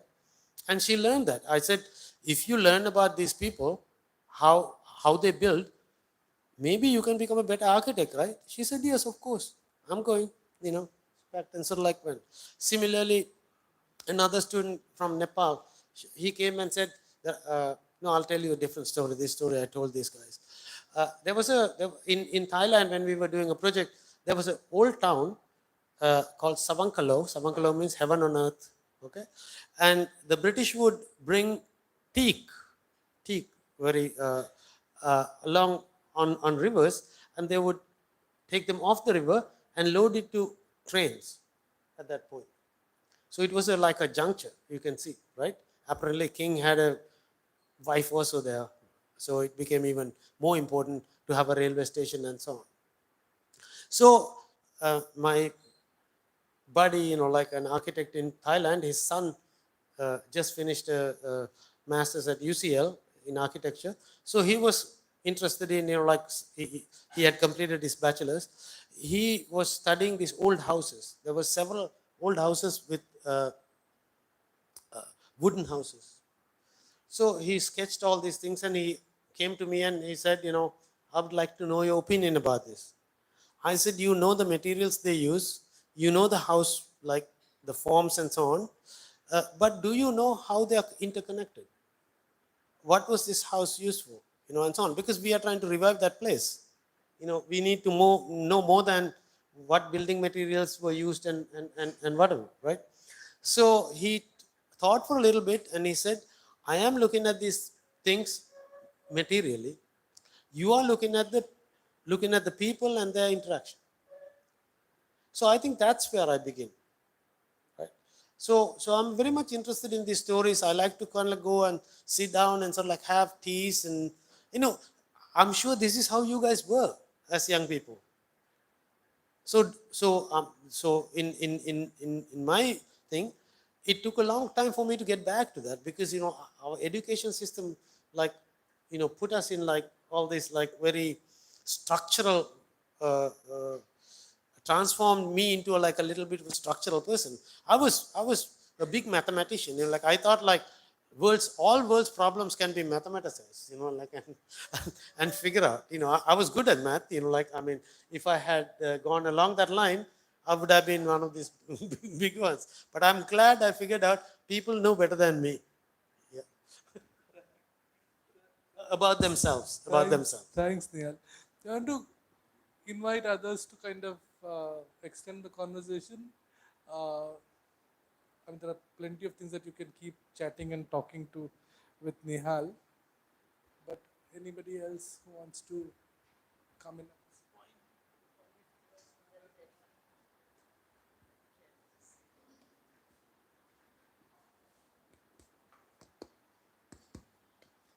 Thanks, Nihal. This was really, it's also very close to some of the things that we've been asking here in the school. A lot of the curriculum of the school is also in the last 10 years restructured in some ways to shift from a kind of colonial thinking to starting to look at the field as an important resource to ask the questions from. So, I mean, right from the first year to thesis, there's a deep sort of involvement in really looking closely around, and asking questions from there.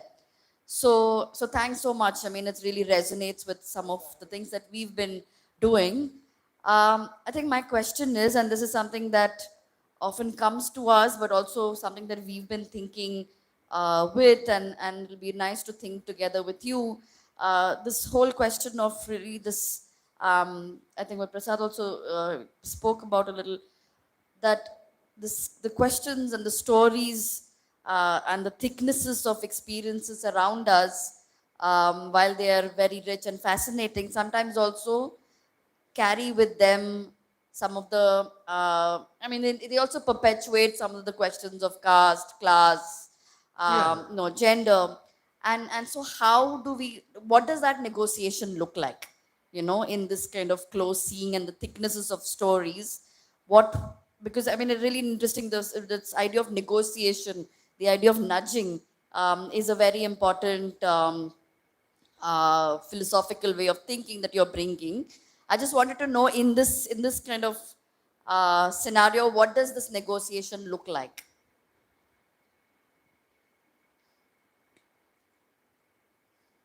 Just a minute. So,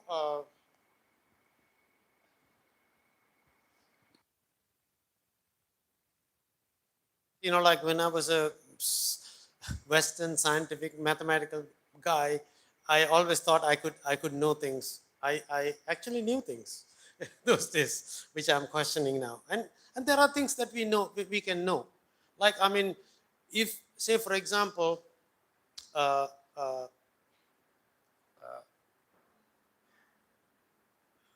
if, I mean, every class has a number of students, we can know that, right? I mean, there are things that we can know, but we have been told that we can know some things bigger than that, which we actually cannot know, right? Because I think this is where the theories and so on comes into play. So there are things that we can know, and there are many things that we cannot know, right? Because these explanations are the ones that mostly we cannot know, I think. So, so I have learned to live uh, without knowing a lot, because actually there are many questions that we ask today. Please remember me, when you are close to ending your life, you might still be asking.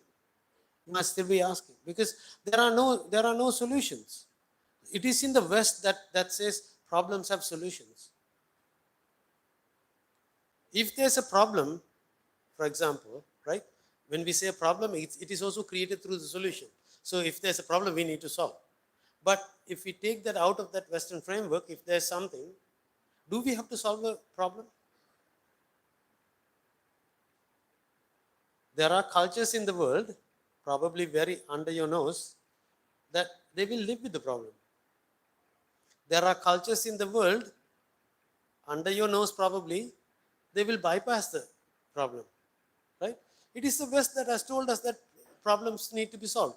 Problems can be solved, yes. If a car is going at the speed of 30 miles per hour, how many miles would it go in 2 hours? 60. That's a solvable problem.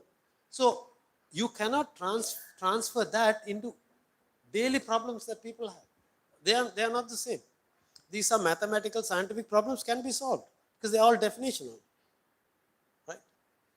So I think we need to differentiate this and figure out what we cannot even know. I think I'm learning how to live in that world. So in regard to negotiation, like, say for example, I'll give you a better example of this. So a village that we studied, the village that I showed you, it's studied by a student called Kaushalya, who now has a PhD. And we figured out the village was transformed by women. So first when she said women,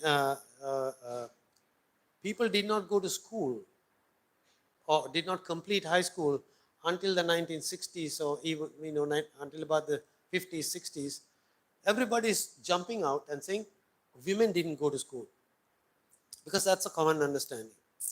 She said, no, neither women nor men went to school. Because for the people of that village, this is where the colonialism is incomplete. I talked about colonialism. That doesn't mean it has gone to all extents. All structures are incomplete. And then, just give me a second.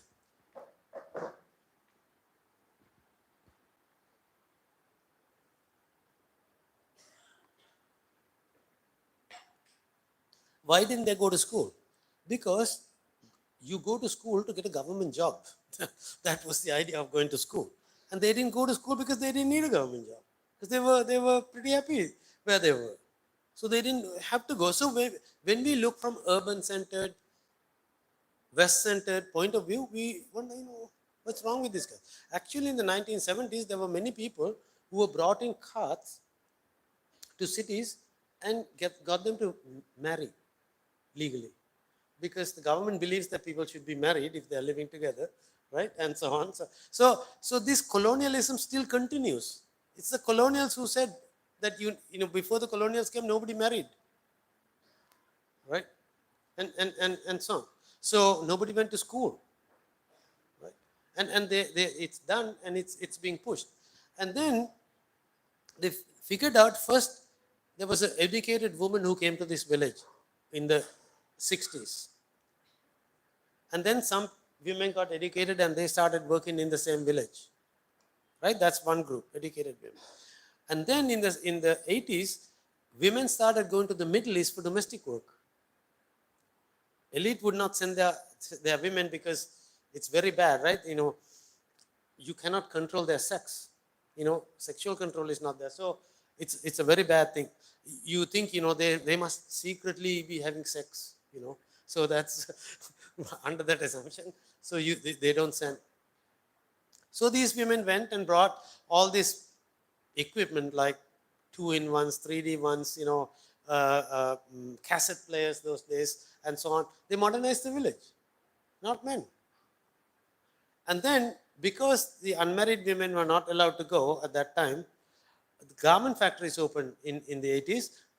Unmarried women went to garment factories. Now, they would bring in worldviews and all these things to here. They would still collect a dowry, but it is their dowry. It's not one man giving a woman to another man. That means father giving the daughter to another man with a dowry, with money. Now, they have their own money. They have their own terms and conditions for the marriage, right?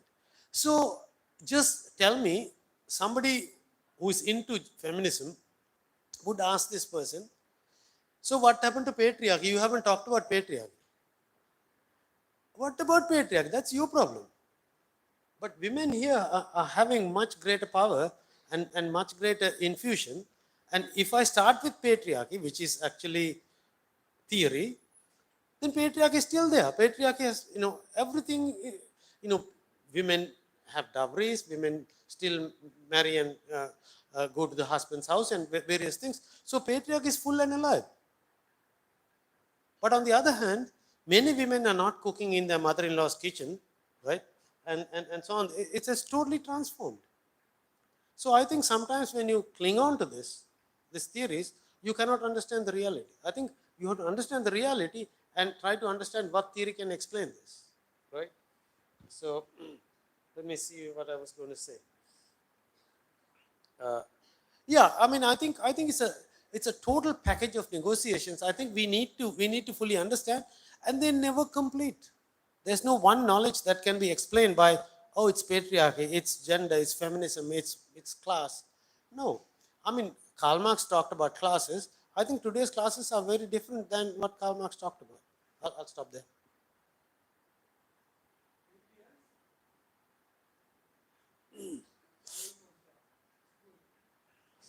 What's his name? Rohit.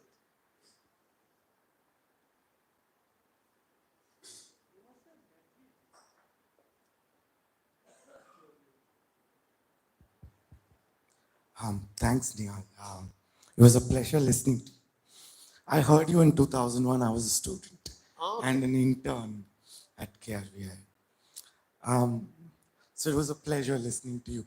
I was just wondering, I really liked the stories that you were telling in the conversation. And in those stories that you kind of, opened out while you were having the conversation with Prasad, one could get glimpses of uh, the negotiations that you're talking about as a conceptual trope to structure this work. So, I'm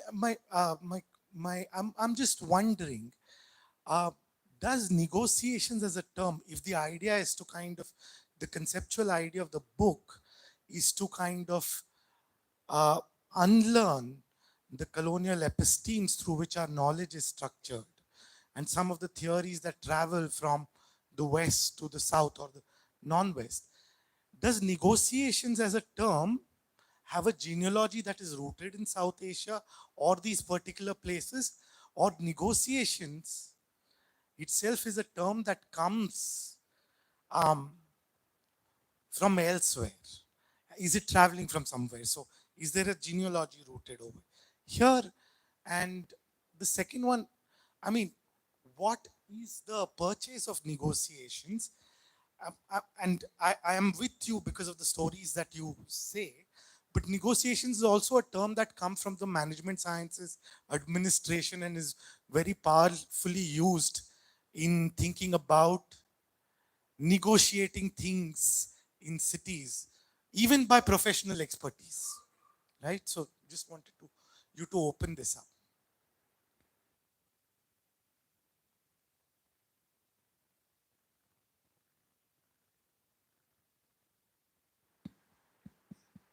Thanks, Rohit. It's always good to have a conversation and question. I think it's a very fabulous, not only a question that it is something that, like, of course, both of you as well, but this makes me think now, like, is negotiation the right word, right? That is how knowledge develops. Like, you develop something and then you begin to see the limitations. And negotiation, Rohit, is, I take his word, I mean, I know that it is a Western word. Negotiation, negotiation between countries in politics, like, I mean, Lebanon and Israel might want to negotiate now, and so on. So the parties do exist and so on.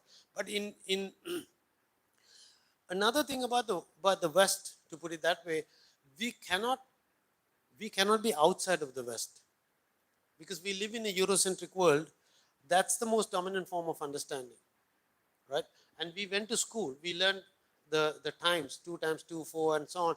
Those all come from a very particular place, right? So we cannot just get out of that.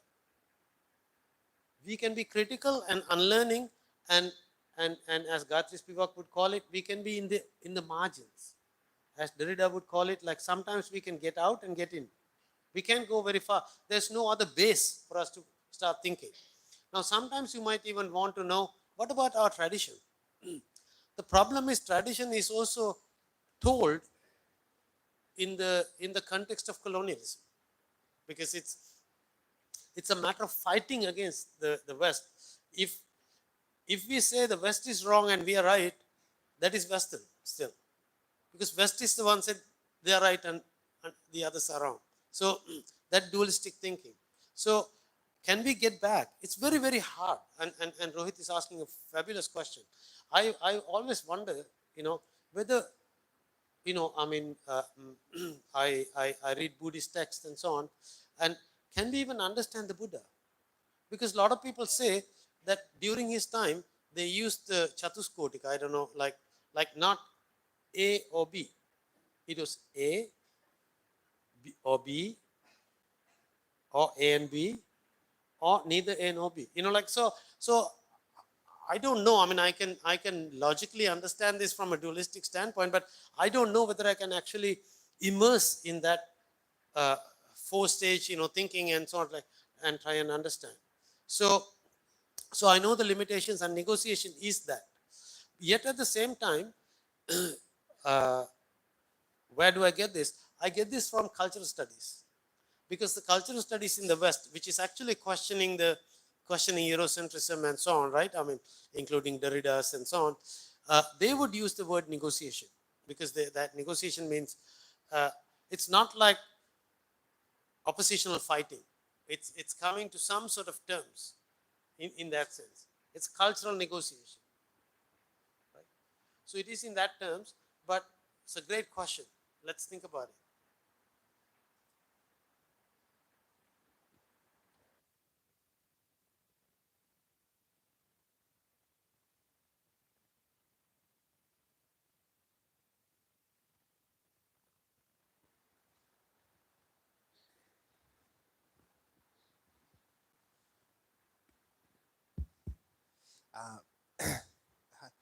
Thanks. I just had a question about, I mean, most of the work that you've shown are sort of located uh, largely in the Asian region, although you've been teaching and working primarily in the US.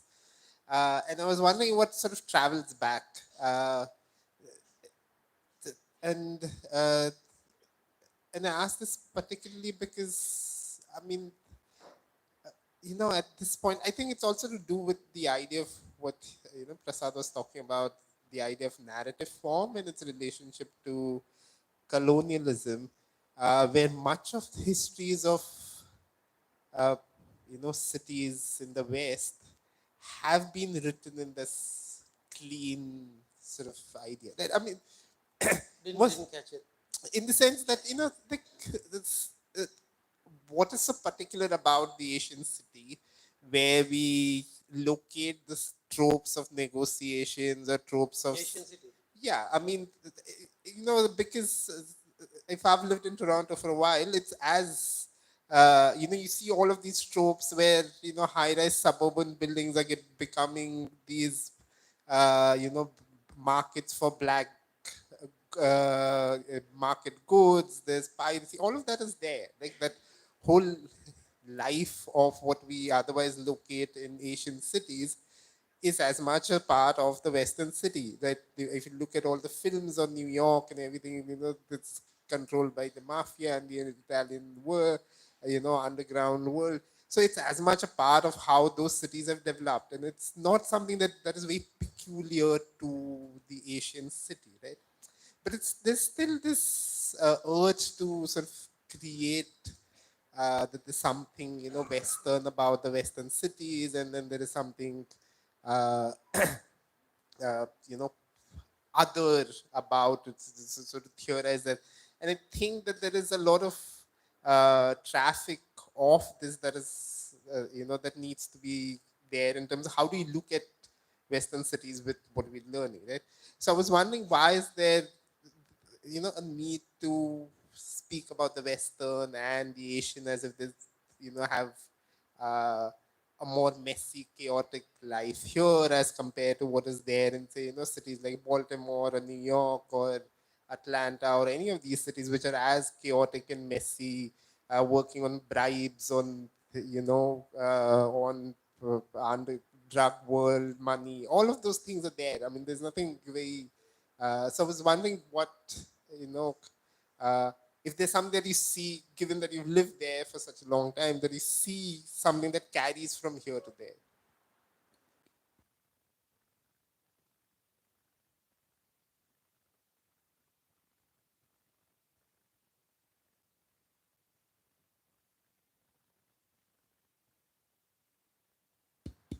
So this is something that I've thought about. So it's it's not too difficult, but I don't have a strict answer as such. First of all, I don't think there's one character to Asian cities, because Asia is not a unified place, and I don't think I think if there's anything, that's diversity, right?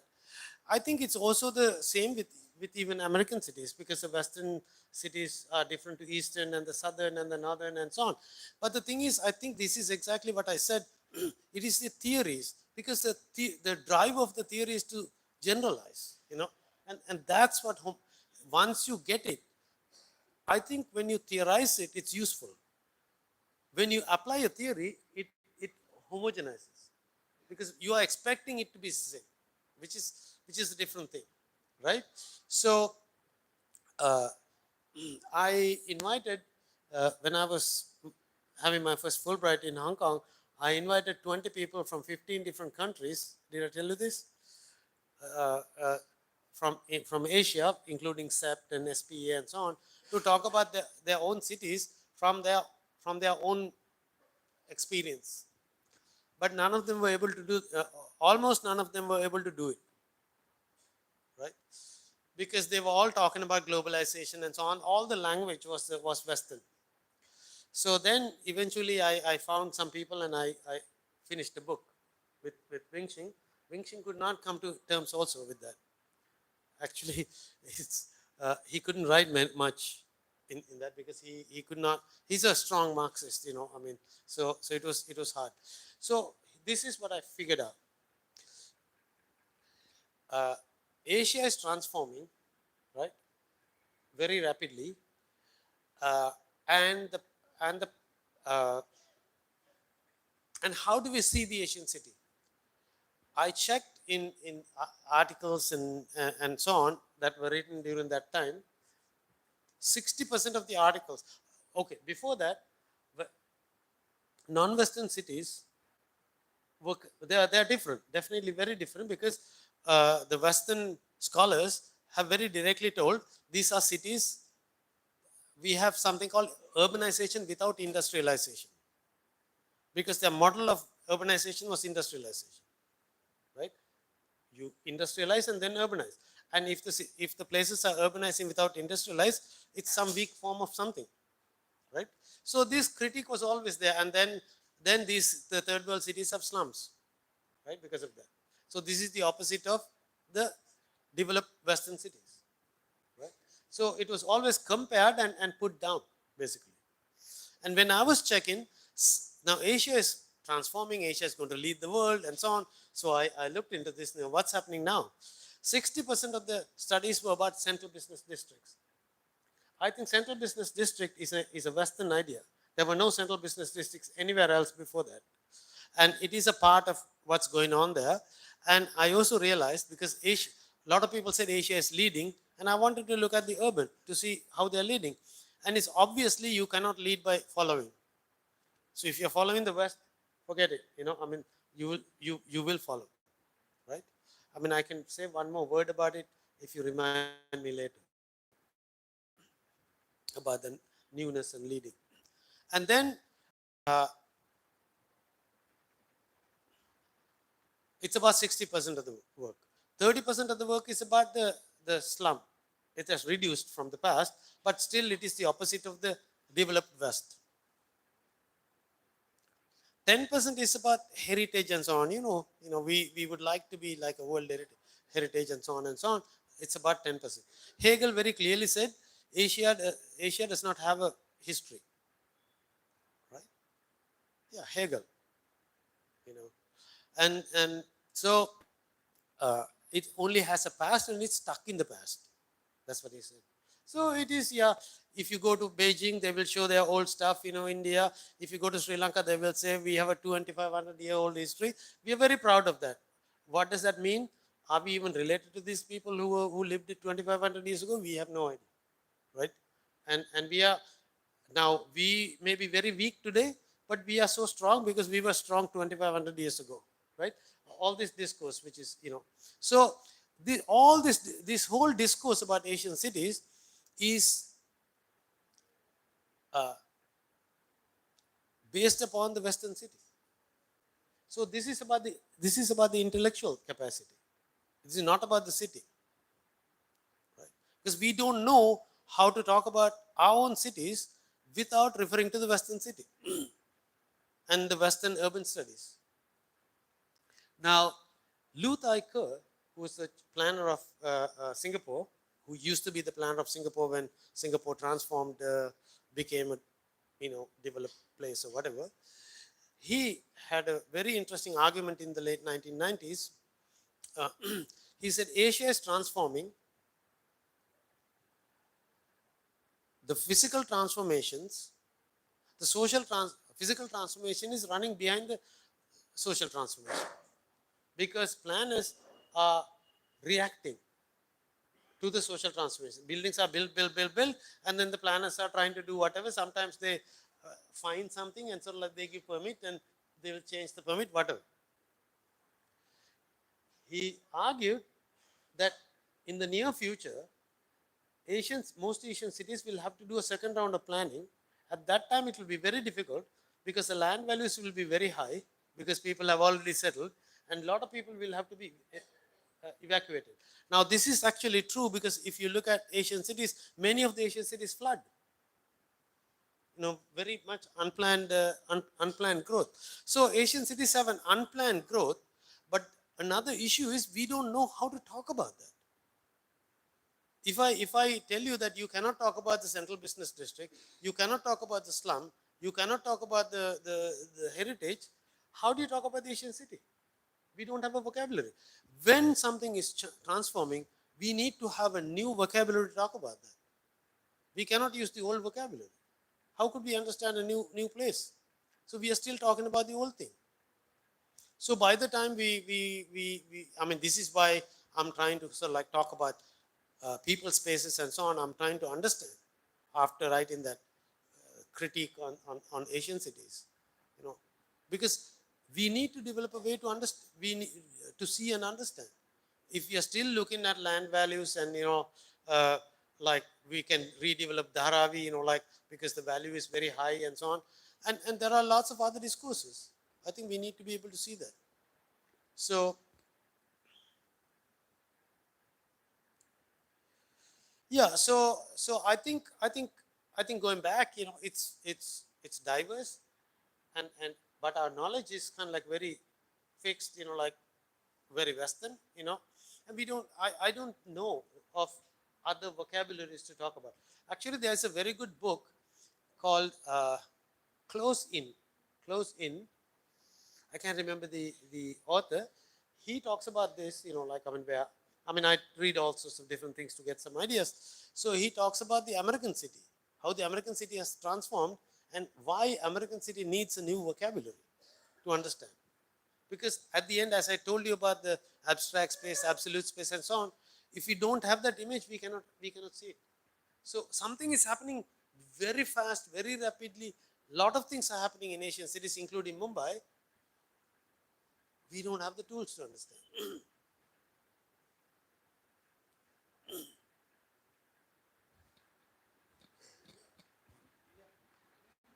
Unless somebody else wants to ask a question. I just want to continue with that and the last point that you made. And I was wondering that in your presentation, you started off with the epistemic violence, the colonial epistemic violence, which also modernist thought had inbuilt in it. One was that they thought in terms of mirror images, and the second, they thought in terms of clear boundaries. So I'm just wondering why Lefebvre becomes an important figure to start thinking about theorizing or opening up your project from, because Lefebvre does the same thing in his division of imagined space or represented space, representations of space and lived space. Yeah, so he does the same thing. One could say that he was working in the 70s and he used it as a heuristic device to counter the power that certain professions had in influencing abstractions of space. But why does it become so relevant today and for your project? I know. I think these questions are very important because these authors are positioned in particular times and places. We take whatever they say as general. We cannot take whatever they say as general, right? Lefebvre, writes around the 60s, like 68, there's uprise in Europe. They wanted to have, new thinking emerged, cultural studies and so on comes later. But in the 60s,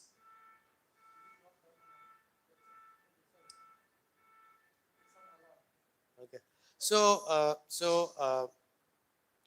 I think I fully don't know, like what, I mean, I know he was a part of the 68 and so on, and so on. And also, he's a Western person. I mean, he uses these demarcations and so on. Harvey uses that too, right? So I don't think we can expect Lefebvre to sort of like go beyond that. I think, and also earlier I thought he has a triad: absolute space, abstract space, and lived space. But the thing is, a lot of people have drawn triangles. He has never drawn a triangle. This is all wrong representations of what he has done. And also, I thought, like people were trying to get out of the dualities, and then, Omi Baba would talk about the third space and that kind of stuff, or Anthony King long before talked about the third culture, and so on. So these third things, but it has nothing to do with that. My hunch is he's a Roman Catholic. He's talking about the Father, Son, and the Holy Spirit, like in a way. So it's very hard to kind of like fully understand. I don't want to say that is what he's doing, because I don't know, but he's definitely not trying to avoid a duality, because I didn't get that sense as you're saying in this. So, but why is he great? Because he is the one in the Western academy who showed that space is very central. Because earlier I talked to you guys, if you can draw a map, you cannot transform anything. If you cannot draw the spaces, because society happens in space, space and society are together, and this is what I learned from Lefebvre. He has a statement very directly, there will be no revolution without a spatial transformation, which I do believe, because when the Tamil Tigers in Sri Lanka were saying that we are going to create a new state for Tamils, and how do you do that? I told that Sri Lankan people have not mapped anything new. I mean, they may have new provinces, but the system is the same, right? And the infrastructure is the same. And then the Tamil Tigers, they say we are going to create a new state for Tamils. How? Where? In the north, that's the northern province, and the eastern province. Northern province has about 95% of Tamils, so they're safe there. And then eastern province has 30% Muslims, 30% Sinhalese, and 30% Tamils. Like now, they're in trouble, right? And then in the northern part of the northwestern province, there's a concentration of Tamils, so they extended their map to that place, right? So I do believe, I mean, I've written during that time that these guys cannot draw a map. Colombo municipal boundary is still the same. Whenever we talk about Colombo should be larger than the municipal boundary, they say Western province. So everything is drawn by the colonials, So they cannot get out of this mentality. So, what I learned from, and I think is absolutely right, I think, you cannot change a society without changing space. And in a sense, Sri Lanka has been so unable to change the colonial space. You need to rethink about this. And I think here too, I don't want to extend that.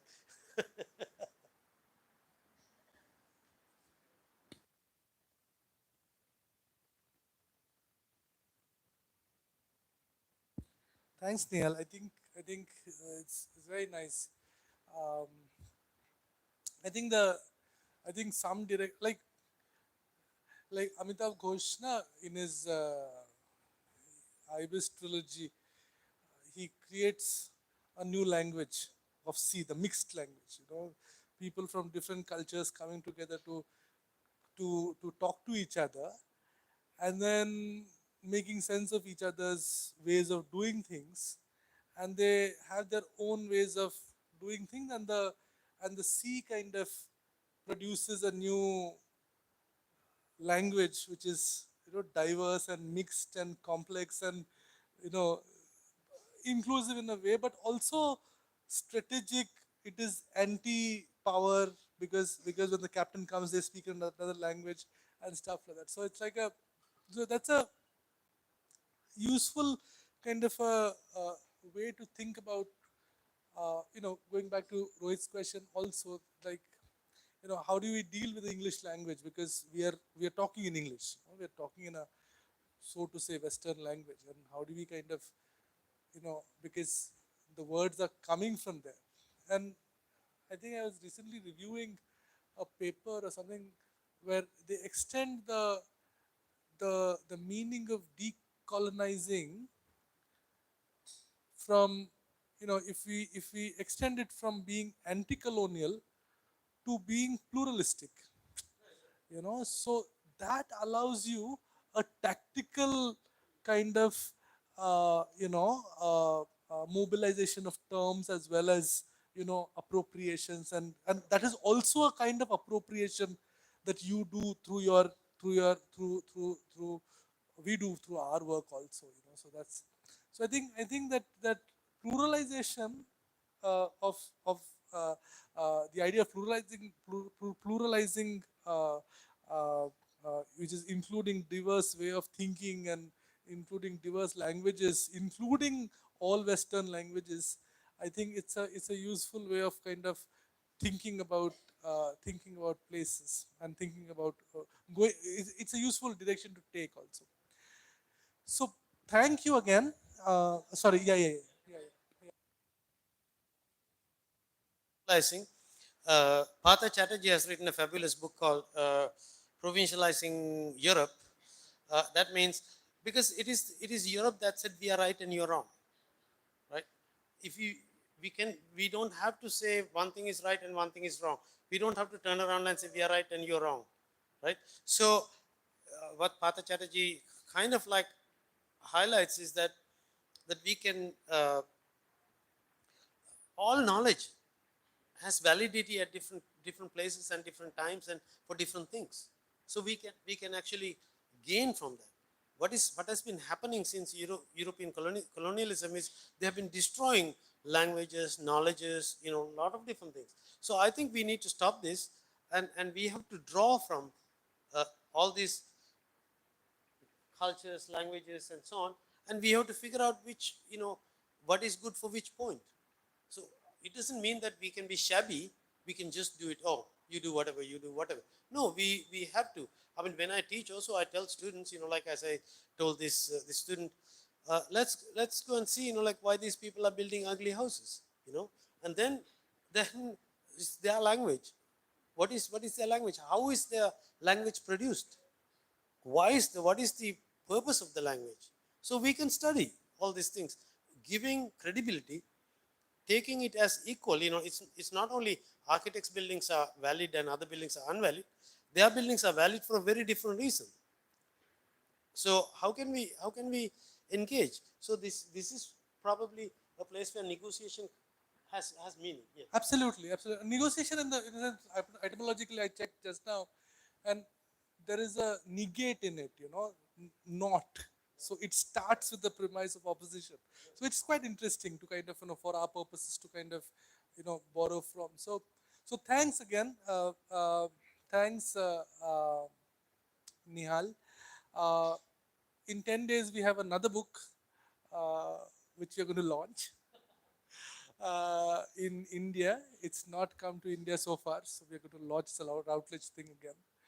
Uh, so we'll make those announcements. Uh, I want to thank Nihal again for spending so much time with us and discussing the book, and extending arguments. The book is interesting. I think the two bracketing chapters are the speak about a lot of its orientations, but the real meat is in the central chapters, in the central 9-10 chapters, and it takes you from Tashkent to Gangtok to Colombo to Dharavi to to a variety of places, Gale, to a variety of places. The book is nice to read, and there will be interesting things for the fifth years to read from some of the chapters actually. Okay, thanks Nihal, thank you for coming.